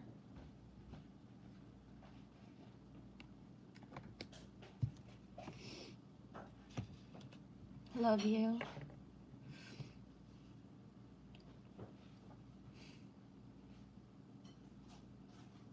Jeanette, the dragons have been spheres since I found you, G. I love you too. March 1st, babies. Me and Todd, Soology. Thank you to those who found us. Right? Because you didn't just find me, you found us. Jill, I don't know if you're still here. Me loves you, sweetie. So glad I let myself do that stream with Todd. And I know it's coming. It's just not now. But it is coming where, you know, I will change platforms. My patience and my compassion is just like, all these pop-ups of different stuff. You know what? Again, 51 fucking years old. I've been doing shit fucking years now online. The gifting of the vulnerability through a platform that doesn't even protect me. You know what I mean? Compared to what Soology. And I keep on asking, am I in resistance? And it's like, no, it's just not time yet. It's just not time yet. Because, you know, as beautiful as these devices and these social media and all that stuff is, Source knows that I can live without them. Right? So I can only do so many. And my IG time will be done sooner than later as well. With the new Meta Canada stuff where Facebook and Instagram won't even have access to certain content, and that I could potentially put myself in trouble by trying to share certain things. Those platforms, you know, I only use IG really for the texting. I don't live stream there. I barely post any content. I'm really there so that I can, you know, send rapid messages to certain people. So what I'm going to do is like set myself up for my peeps who want, you know, either my real phone number or the Skype or something, and figure my stuff out. My cousins are so adorable. Hello there, are you single? Listen, there's a lot of fucking places on the internet for fucking people who are like, you know, searching for stuff. Go there.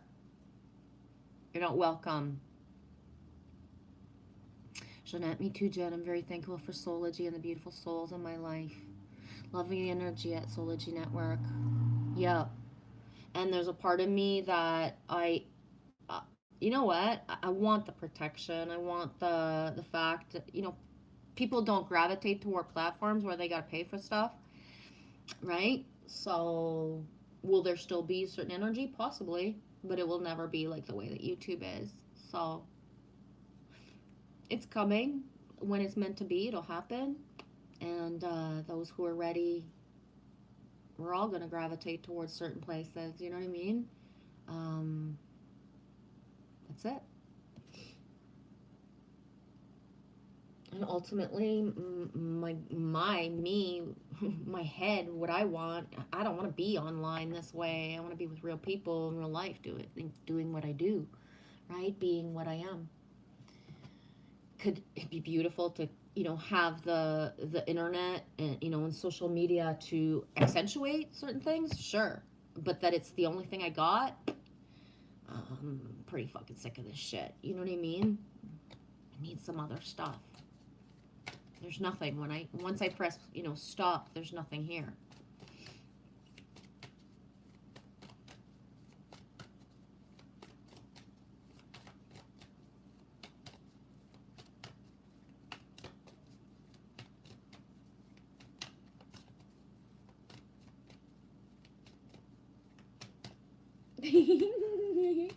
I'm not watching you eat.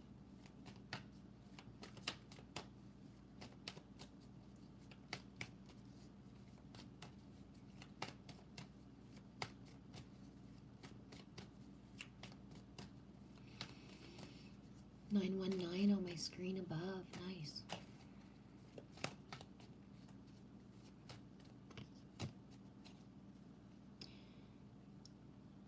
At the beginning of the live stream, I spoke of Olivia Newton-John, Hopelessly Devoted to You, that song she does in Greece. But my take on it was, that's a song we need to sing to ourselves. Hopelessly Devoted to You, meaning you, right? Hopelessly Devoted to me. In another card, the word devotion came up as I was reading the description or whatever you fucking call it. I don't know. But now I've pulled devotion. Parvati, card number 41. The pink energy radiating with that sacral red as well. 41, Parvati, devotion. True commitment. True commitment comes from wholeheartedly living in body, mind, and soul. When the Hindu goddess Parvati rises up to greet you, she's acknowledging you for your sincere devotion to personal growth. With the world in so much turmoil, it's not easy to devote yourself to a higher knowledge and a strong faith. But if you are to serve others by being a bearer of love, compassion, and light, you must recommit to yourself every day, as unwavering as in your devotion as Parvati was to Shiva and her goal of bringing peace to the world. Parvati asks that you find silence and daily meditation to contemplate your devotion, as well as your commitment to all of life and to making this world a better place. The great goddess is present with you when you renew your devotion and you make that relationship the primary above all else. Then, in all of your areas of your life, your every choice will be in alignment and in service to this truth. When the goddess Parvati comes to visit, it is a beautiful sign that you are on the right track. So if anybody wanted that little confirmation, I was asking, am I doing the right thing right now? Am I on the right track? Is everything the way it's supposed to be? I hope that it can resonate for you. That feeling of getting that answer, right?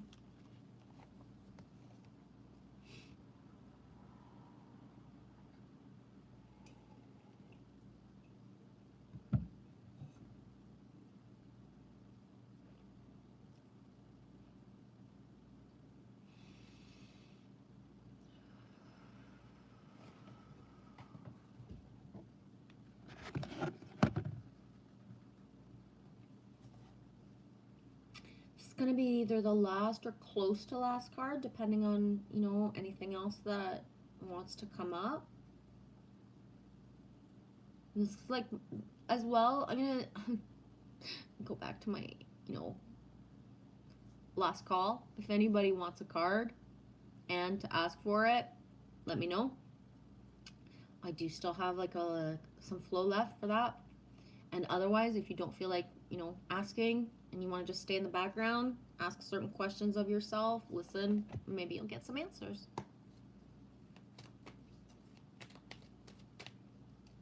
I'm going to do a 3-card pull.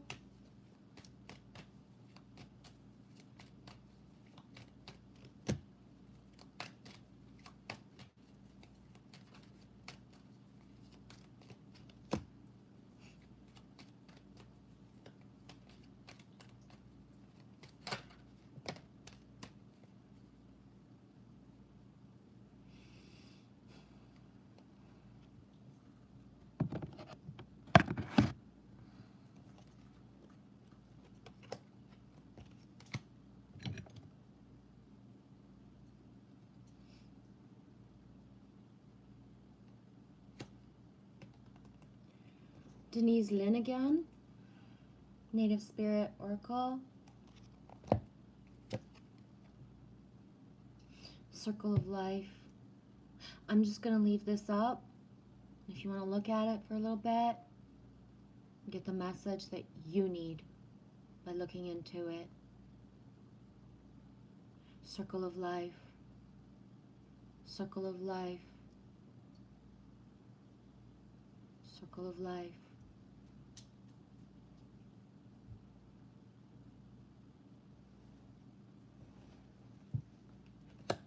And hold the second card up, which is in stark contrast, the opposite. Summer, height of summer, the green, lush, boom, winter, cold, ice, snow, eagle medicine. It's funny because I got 2 eagle feathers, one that I found, one that Lily found. I found this one at the foot of an eagle's nest.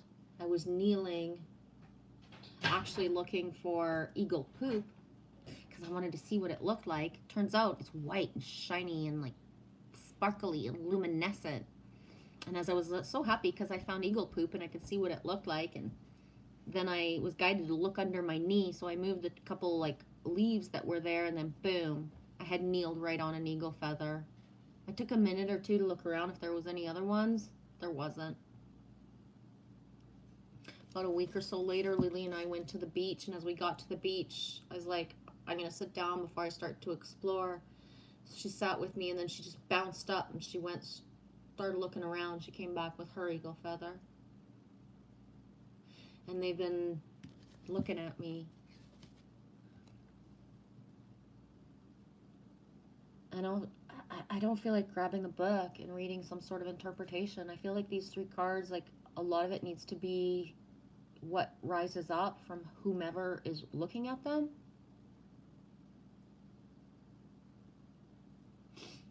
It's funny because when I lived in Calendar Bay,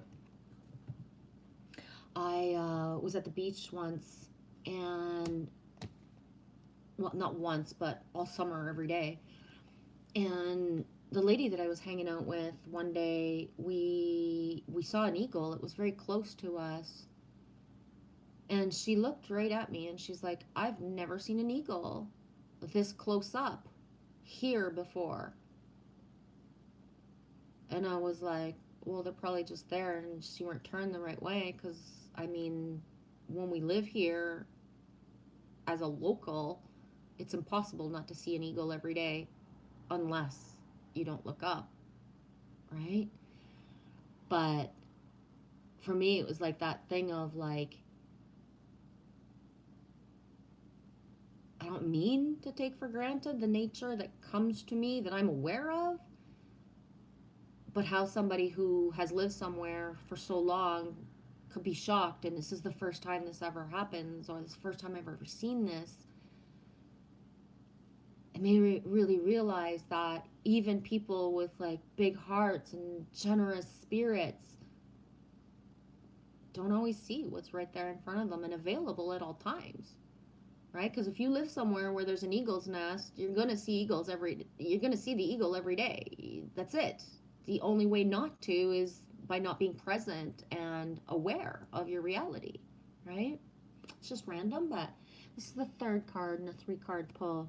And again, the contrast, right?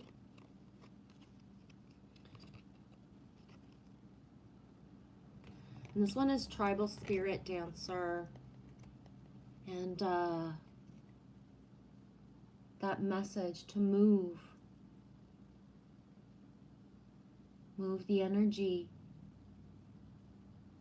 And this is hard for me. It's not something that I talk about really. I might have mentioned it, but I haven't really danced or even sang in a long, long time. I haven't done my yoga. It's been over a year. I consciously stalled my body last year in August and programmed myself to gain weight in order to camouflage. So yeah, there's a lot of me that's been dormant on purpose or not on purpose, depending on my choices or, you know, what life has thrown at me in the last years, but being redirected that, you know, I must start certain things. And so just because I must doesn't mean my body is like really on board. You know what I mean? And it'll happen when it's meant to, right?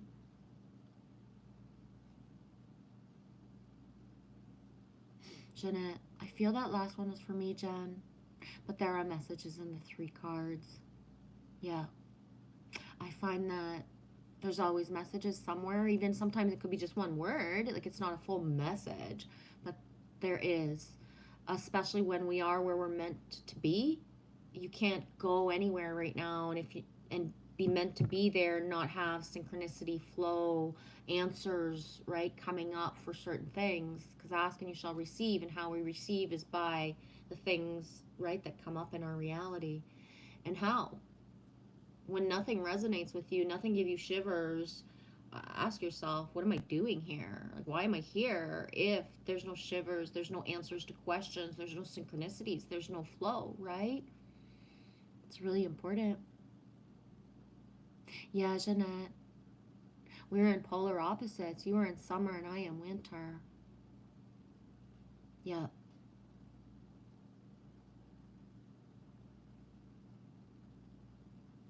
That way says, wow, I have not come across an eagle feather. That's very cool. You know what? When I found this one, I realized that I have been finding eagle feathers my whole life. But not only did I not really register that they were an eagle feather, but they were too ratty, so I didn't give them attention.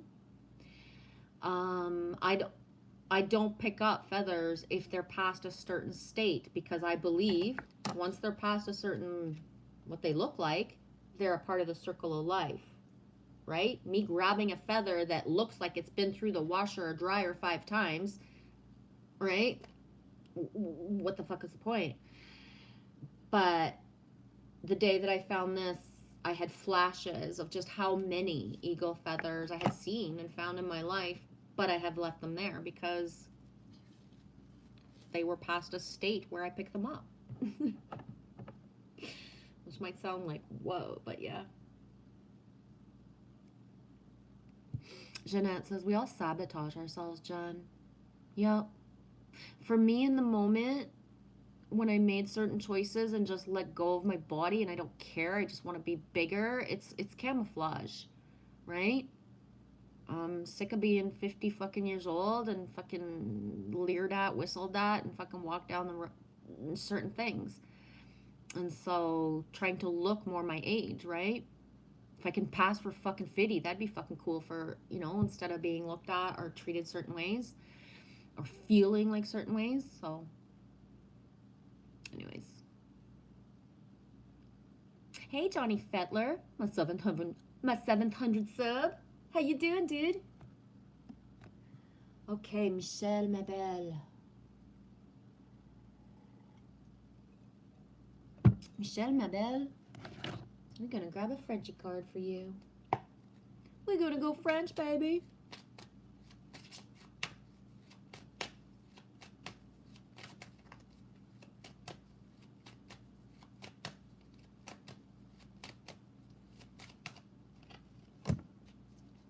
Pluie d'abondance.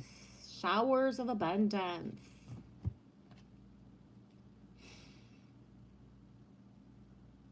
Pour solutionner vos problèmes financiers, commencez par remettre entre nos mains les soucis d'argent. Nous vous guiderons dans votre démarche visant à créer et accepter l'abondance dans votre vie. Dès lors que nous travaillerons avec vous, vous verrez une solution financière s'améliorer dans la mesure où ce que vous le permettrez. Showers of abundance, or rain of abundance, whichever way you want to translate it. To alleviate your financial concerns, leave it in our hands. We will guide you towards creating or accepting. That part's important. Creating or accepting abundance in your life. Once you start working with us, you will see your financial situation ameliorate as long as you allow. So especially because like what you said earlier, right, Mitch? Like I realized that, but I didn't. Like the diapers, the extra cost of that. Like you said, one son PhD, one son in diapers. And how that, right? And then you and Josh trying to manifest, or not trying, in the manifestation of owning your own house instead of renting, right? How scary that can be. But the card that comes up is to trust, to ask, and to be ready. Sometimes the outside of the box stuff that is not linear, it's not logical, you know. Mitch, you dreamt of a new home with a garden and a fence, right? I'm grabbing you a second one too, Mitch. And anyone else, right, that might resonate with? Guidance digne de foi. Digne. Guidance digne de foi. Guidance that comes from faith. I believe that would be the translation. En réponse à vos prières, vous avez reçu une merveilleuse idée qui est bien réelle et digne de foi. Vous pouvez aller de l'avant et réaliser sans aucune crainte, car nous vous guiderons chacun de vos pas. N'hésitez pas à demander notre soutien et soyez prêts de recevoir tout ce qui a trait à cette idée. So guidance that comes from faith. In answer to your prayers, an idea has come to you. And it is a real idea. It's not crazy, guys. Whoever needs this, who has an idea, whatever's coming to you is not crazy. It's real. It might sound surreal because it's not what you expected or what you anticipated, but it's real, the idea.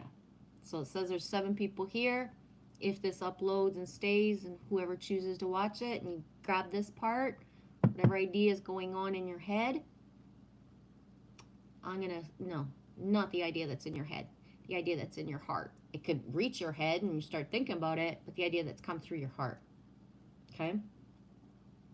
Go forward. Don't be scared. We will guide you.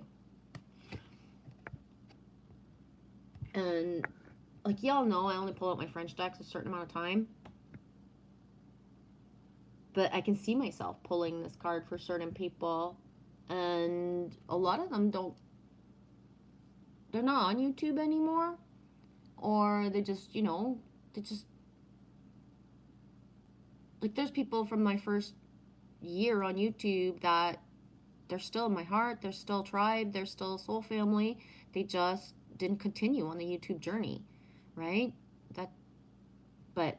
So who have continued on to either follow the ideas and manifest, certain things. But this image and that feeling, like this is where we're at all times. Like they could be not touching you because you didn't ask, right? If you don't ask for the hug, if you don't ask for the comfort, if you don't ask for the touch, you won't get it. Nothing touches you unless you ask for it, right? You won't get the sensation of a hug or support on your shoulder unless you ask for it. But this amplified. So yeah, there could be people with only one guardian angel and shit, but I ain't one of those people. When I have laid down my guard and given consent to someone who sees energy, I have knocked people who were standing on their feet and they had to sit. Because when you say, I consent, and someone actually has true gifts, not bullshit ones or whatever, imaginary, and you just like, go. You open access, I consent. And then all of a sudden, everything that appears. If you saw the legions of ancestors, guides, protectors behind someone, would you still fuck with them the same way? Right? So for those of us that can see the ancestors, the legions of angels, the spirit guides, whether we actually see the forms or just sense the energy, right? We knows who to mess with and who to fucking leave alone. And by mess with is like, this person is part of my timeline. These angels are guiding me. Oh, my angels are guiding me. We're meant to be connected. Versus, oh, I'm just going to go fuck around in timelines, right? Ooh, he's so hot. I'm going to go fucking like do a little bit of tempting shit and all that fucking like goddess fucking energy, right? I'm a goddess. I'm going to go strut my shit everywhere, right? If you knew you were fucking with somebody's future life partner, that all they needed was your fucking waving ass out of their fucking way so that they could actually see the person who is meant to be their life partner, would you still be fucking dangling your shit around everywhere? Right? Would you still? Would you even give a fuck? Right? Because some of us see people's partners ahead of times. So some of us have actually said no to certain people. You are not meant to be like my dude or my dudette or whatever, because we already know that someone is meant for someone else. So we stay the fuck out of the way. Doesn't matter if, you know, there was an energy and there was a frequency. We see the timeline that is set in stone of somebody being man and wife and conceiving a child, for example. Right?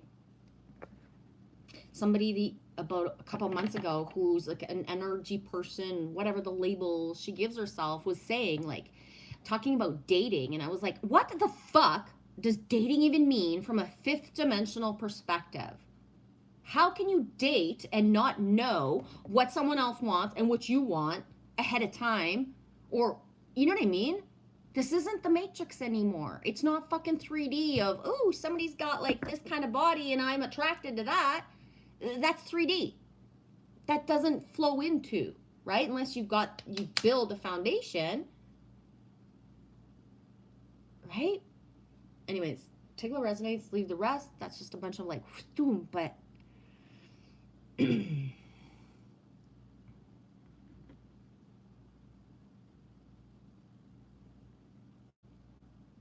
is scary, Mitch, yeah. Gotta have that faith, eh? As a wish flies by. Dude, before I started the live stream, I was outside and I was like, there was wishes everywhere. Cool thing. Johnny Fettler, I feel more like a steward of the land rather than an owner. Yeah. I get what you're saying. That word steward, in that sense, has been coming up so much for me right now. Right on, like, Spirit, I love that card. That way, I would like it if you could pull me a card, please. Appreciate you. Something's got to give. Yeah. Put you a card, pull you a card. I didn't even see the put, and then I was wondering, why did he write pull? Okay, that way. Give me a second.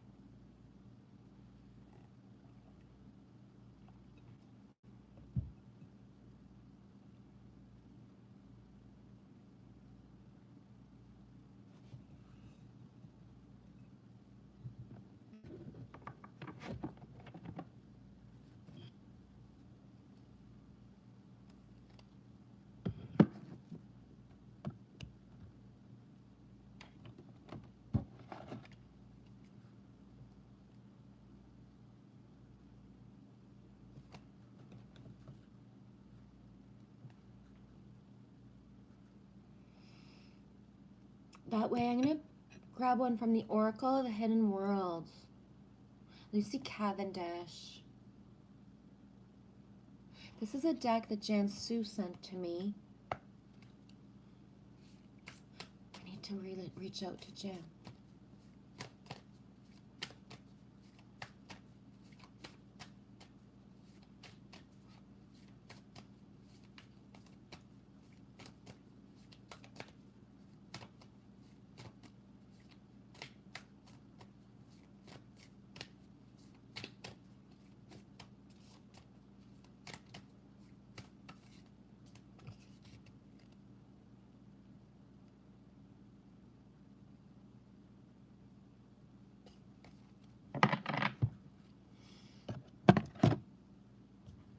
So I'm not going to grab the Horacle.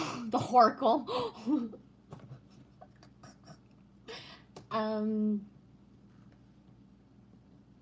It's going to be Crystal that way.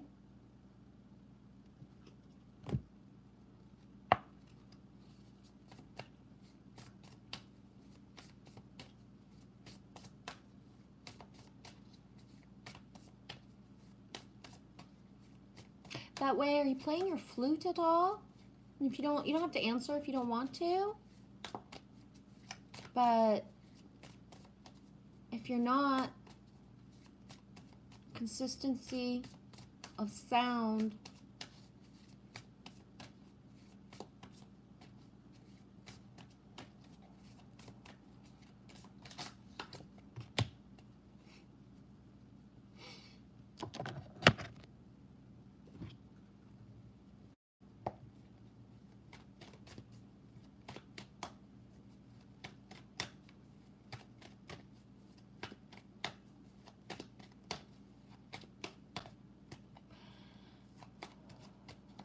Be honest with yourself that way.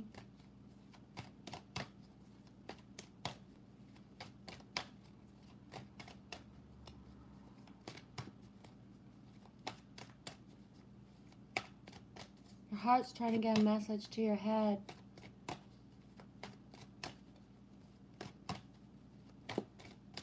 Sound of the flute with consistency will help your head reach your heart.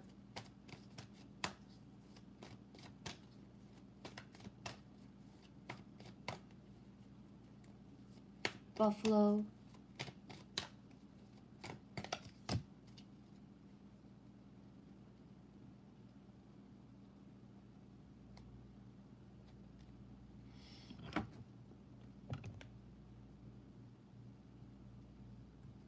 So 2 cards that way. The Moldavite, card number 35, the green energy. I didn't even bother looking at those 2 cards that came up earlier because everything wanted me to grab this deck because the green had to come up.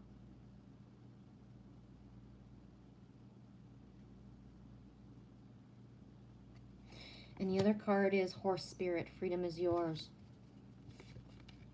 See how right here there's a turquoise, greeny blue on the nose? Card number 33 and 35. Freedom Horse. Is there horses around you now where you are that way? Is there horses close to you?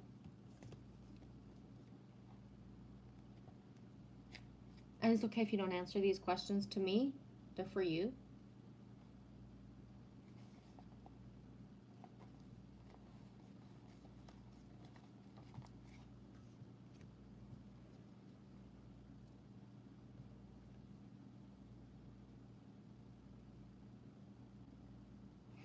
$35, Moldavite, transformation and rebirth through fire, initiation, opening to new experiences, revitalization and renewal.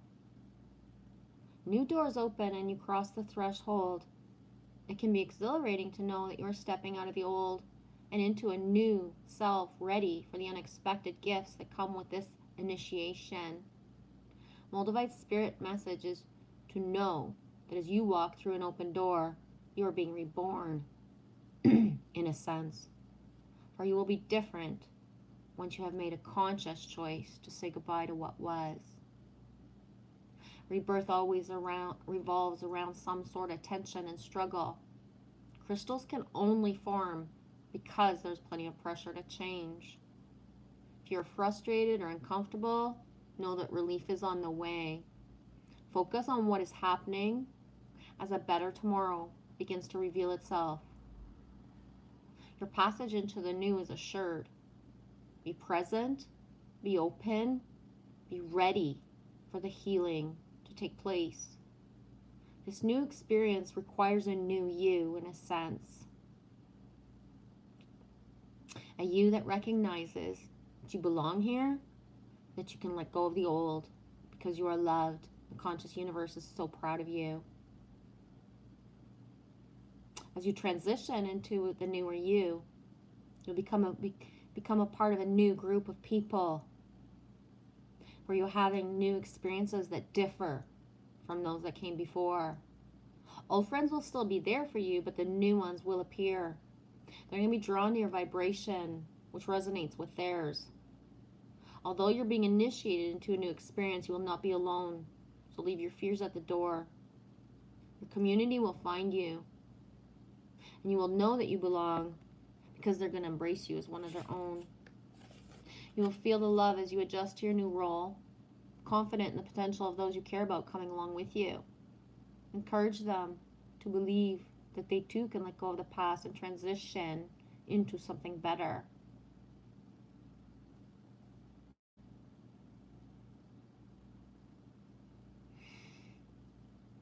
The appearance of Moldavite spirit is a sure sign that you are closing the door on the past some way and stepping into a new you, ready for what lies ahead. You will not be alone. You will encounter many signs that you have what you need and that your foundation is strong. You can feel a little shaky right now because after all, you're not used to this territory, but you passed the audition, so to speak, and you're ready to step into the prosperous life you deserve. And the horse spirit, freedom is yours. You say no horses around? That's what I thought. They're for later. They're for later. But this being said, watch for certain horse synchronicities. There could be something that just pops up in your, in your stream, in your YouTube that, watching it is going to soothe you, right? One way to help ourselves become the other version of ourselves that we're meant to become is that we stop focusing attention on certain things and allow for other things. So, it could be as simple or, as a movie with a horse in it that's going to attract your attention. It could be just a short video or short clip. It could be somebody you're already following that has horses as well. But that there's going to be another synchronicity within where the horse is. Hope that makes sense. That just kind of all flowed out, dude. Whew.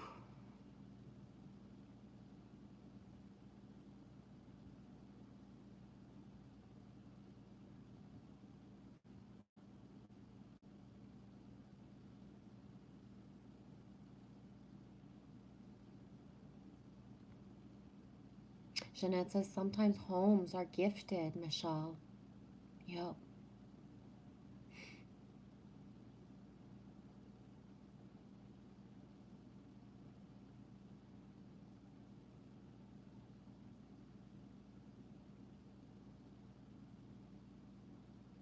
I just photographed a cooked stemmed wish crooked. It's like a bendy straw. I love it.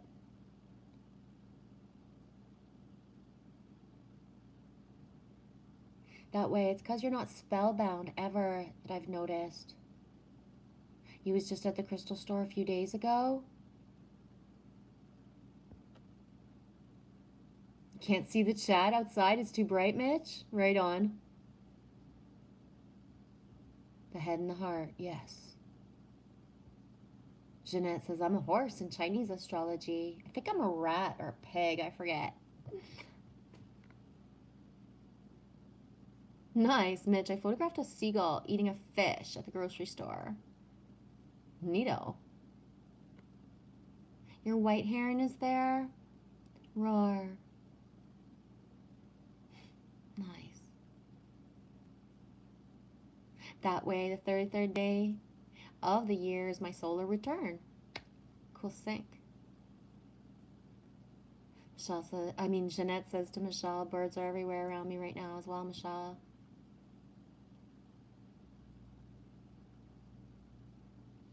That way, 35, 3 plus 5 is 8, infinity and beyond. We're both rats, Mitch? Roar. Let's go find some Ninja Turtles, baby. Okay.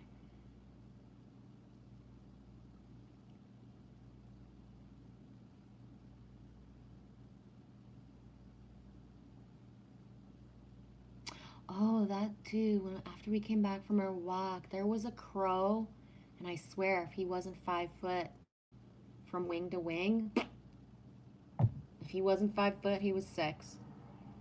He was only, I'm not good at meters or feet, I don't know, not even 15 feet above my head.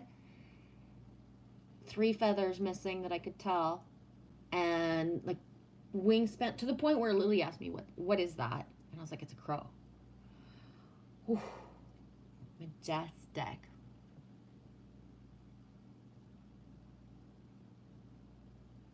I really feel I'm done.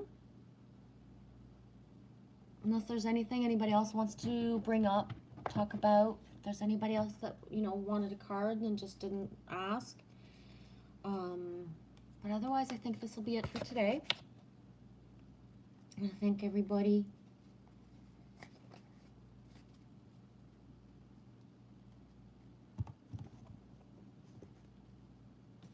Thank you for just an amazing stream and for being you and for being with us, right? That way, Chinese astrology on the rabbit, and I think this year is a rabbit, I think. Yeah, is it like water rabbit or something weird like that? It's not just rabbit, or it is rabbit. I don't know. Not really into that stuff. Thank you for coming, sweetie.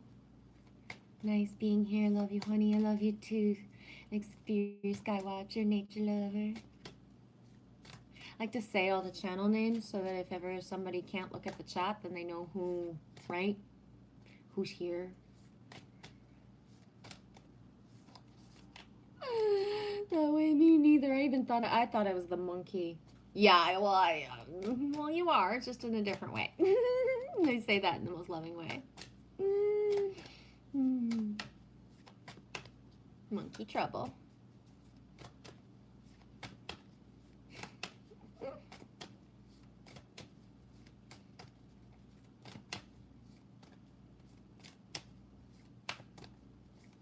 Jeanette, I'm gonna go start my day. Thanks for sharing your time and thoughts. Love and blessings. Thank you. Love you, sweetie. Have an epic day.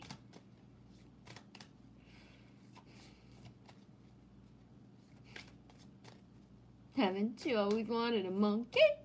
Yeah. Actually, probably not. I got no. I want a hedgehog. I want a rooster. I don't think I really want a monkey. Maybe just a visiting monkey. So this is going to be the last card. There's a dolphin on it and a unicorn. Bunch of bird energy too. Pretty cool. Pretty cool. Mention the stuff that's come up already today for the syncs of it.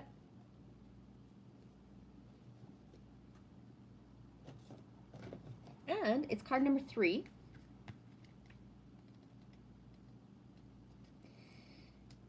Celebrate differences. There's the shell. There's another different cards, different decks.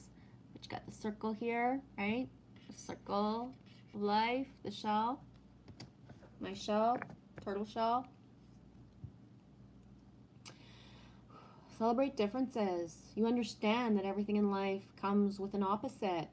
Even within yourself, you have polarity. Male, female, high, low, good, bad, light, dark. It's all our differences that actually make us unique. We come from the same collective, and we all have the light of the inner soul. The more we learn and grow in our thoughts and attitudes, the more understanding and compassion can develop within our lives.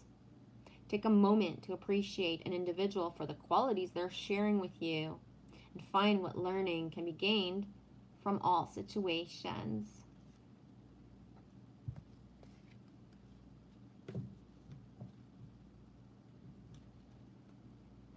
What happened, Johnny, if you feel like sharing it? Yeah, my little hedgehog dude, we found a little baby Sonic. He's not quite Sonic, but I don't care. This thing blows my mind too, because it's like two different things in one. It's like a little dude like that, and then it's like that. Right? Maybe there's other faces, and I just there is a word.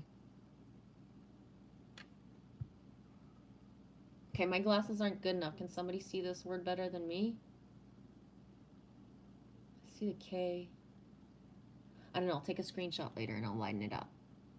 Johnny Fettler says, I have jackdaws around my chimney. They're handsome birds, and I had a special experience with a crow world a while ago.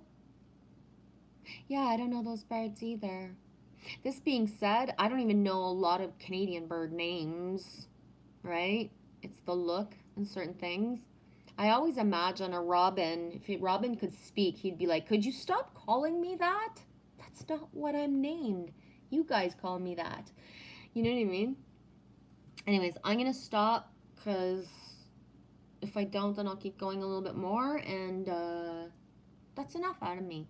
You guys have an awesome day. Thanks for being.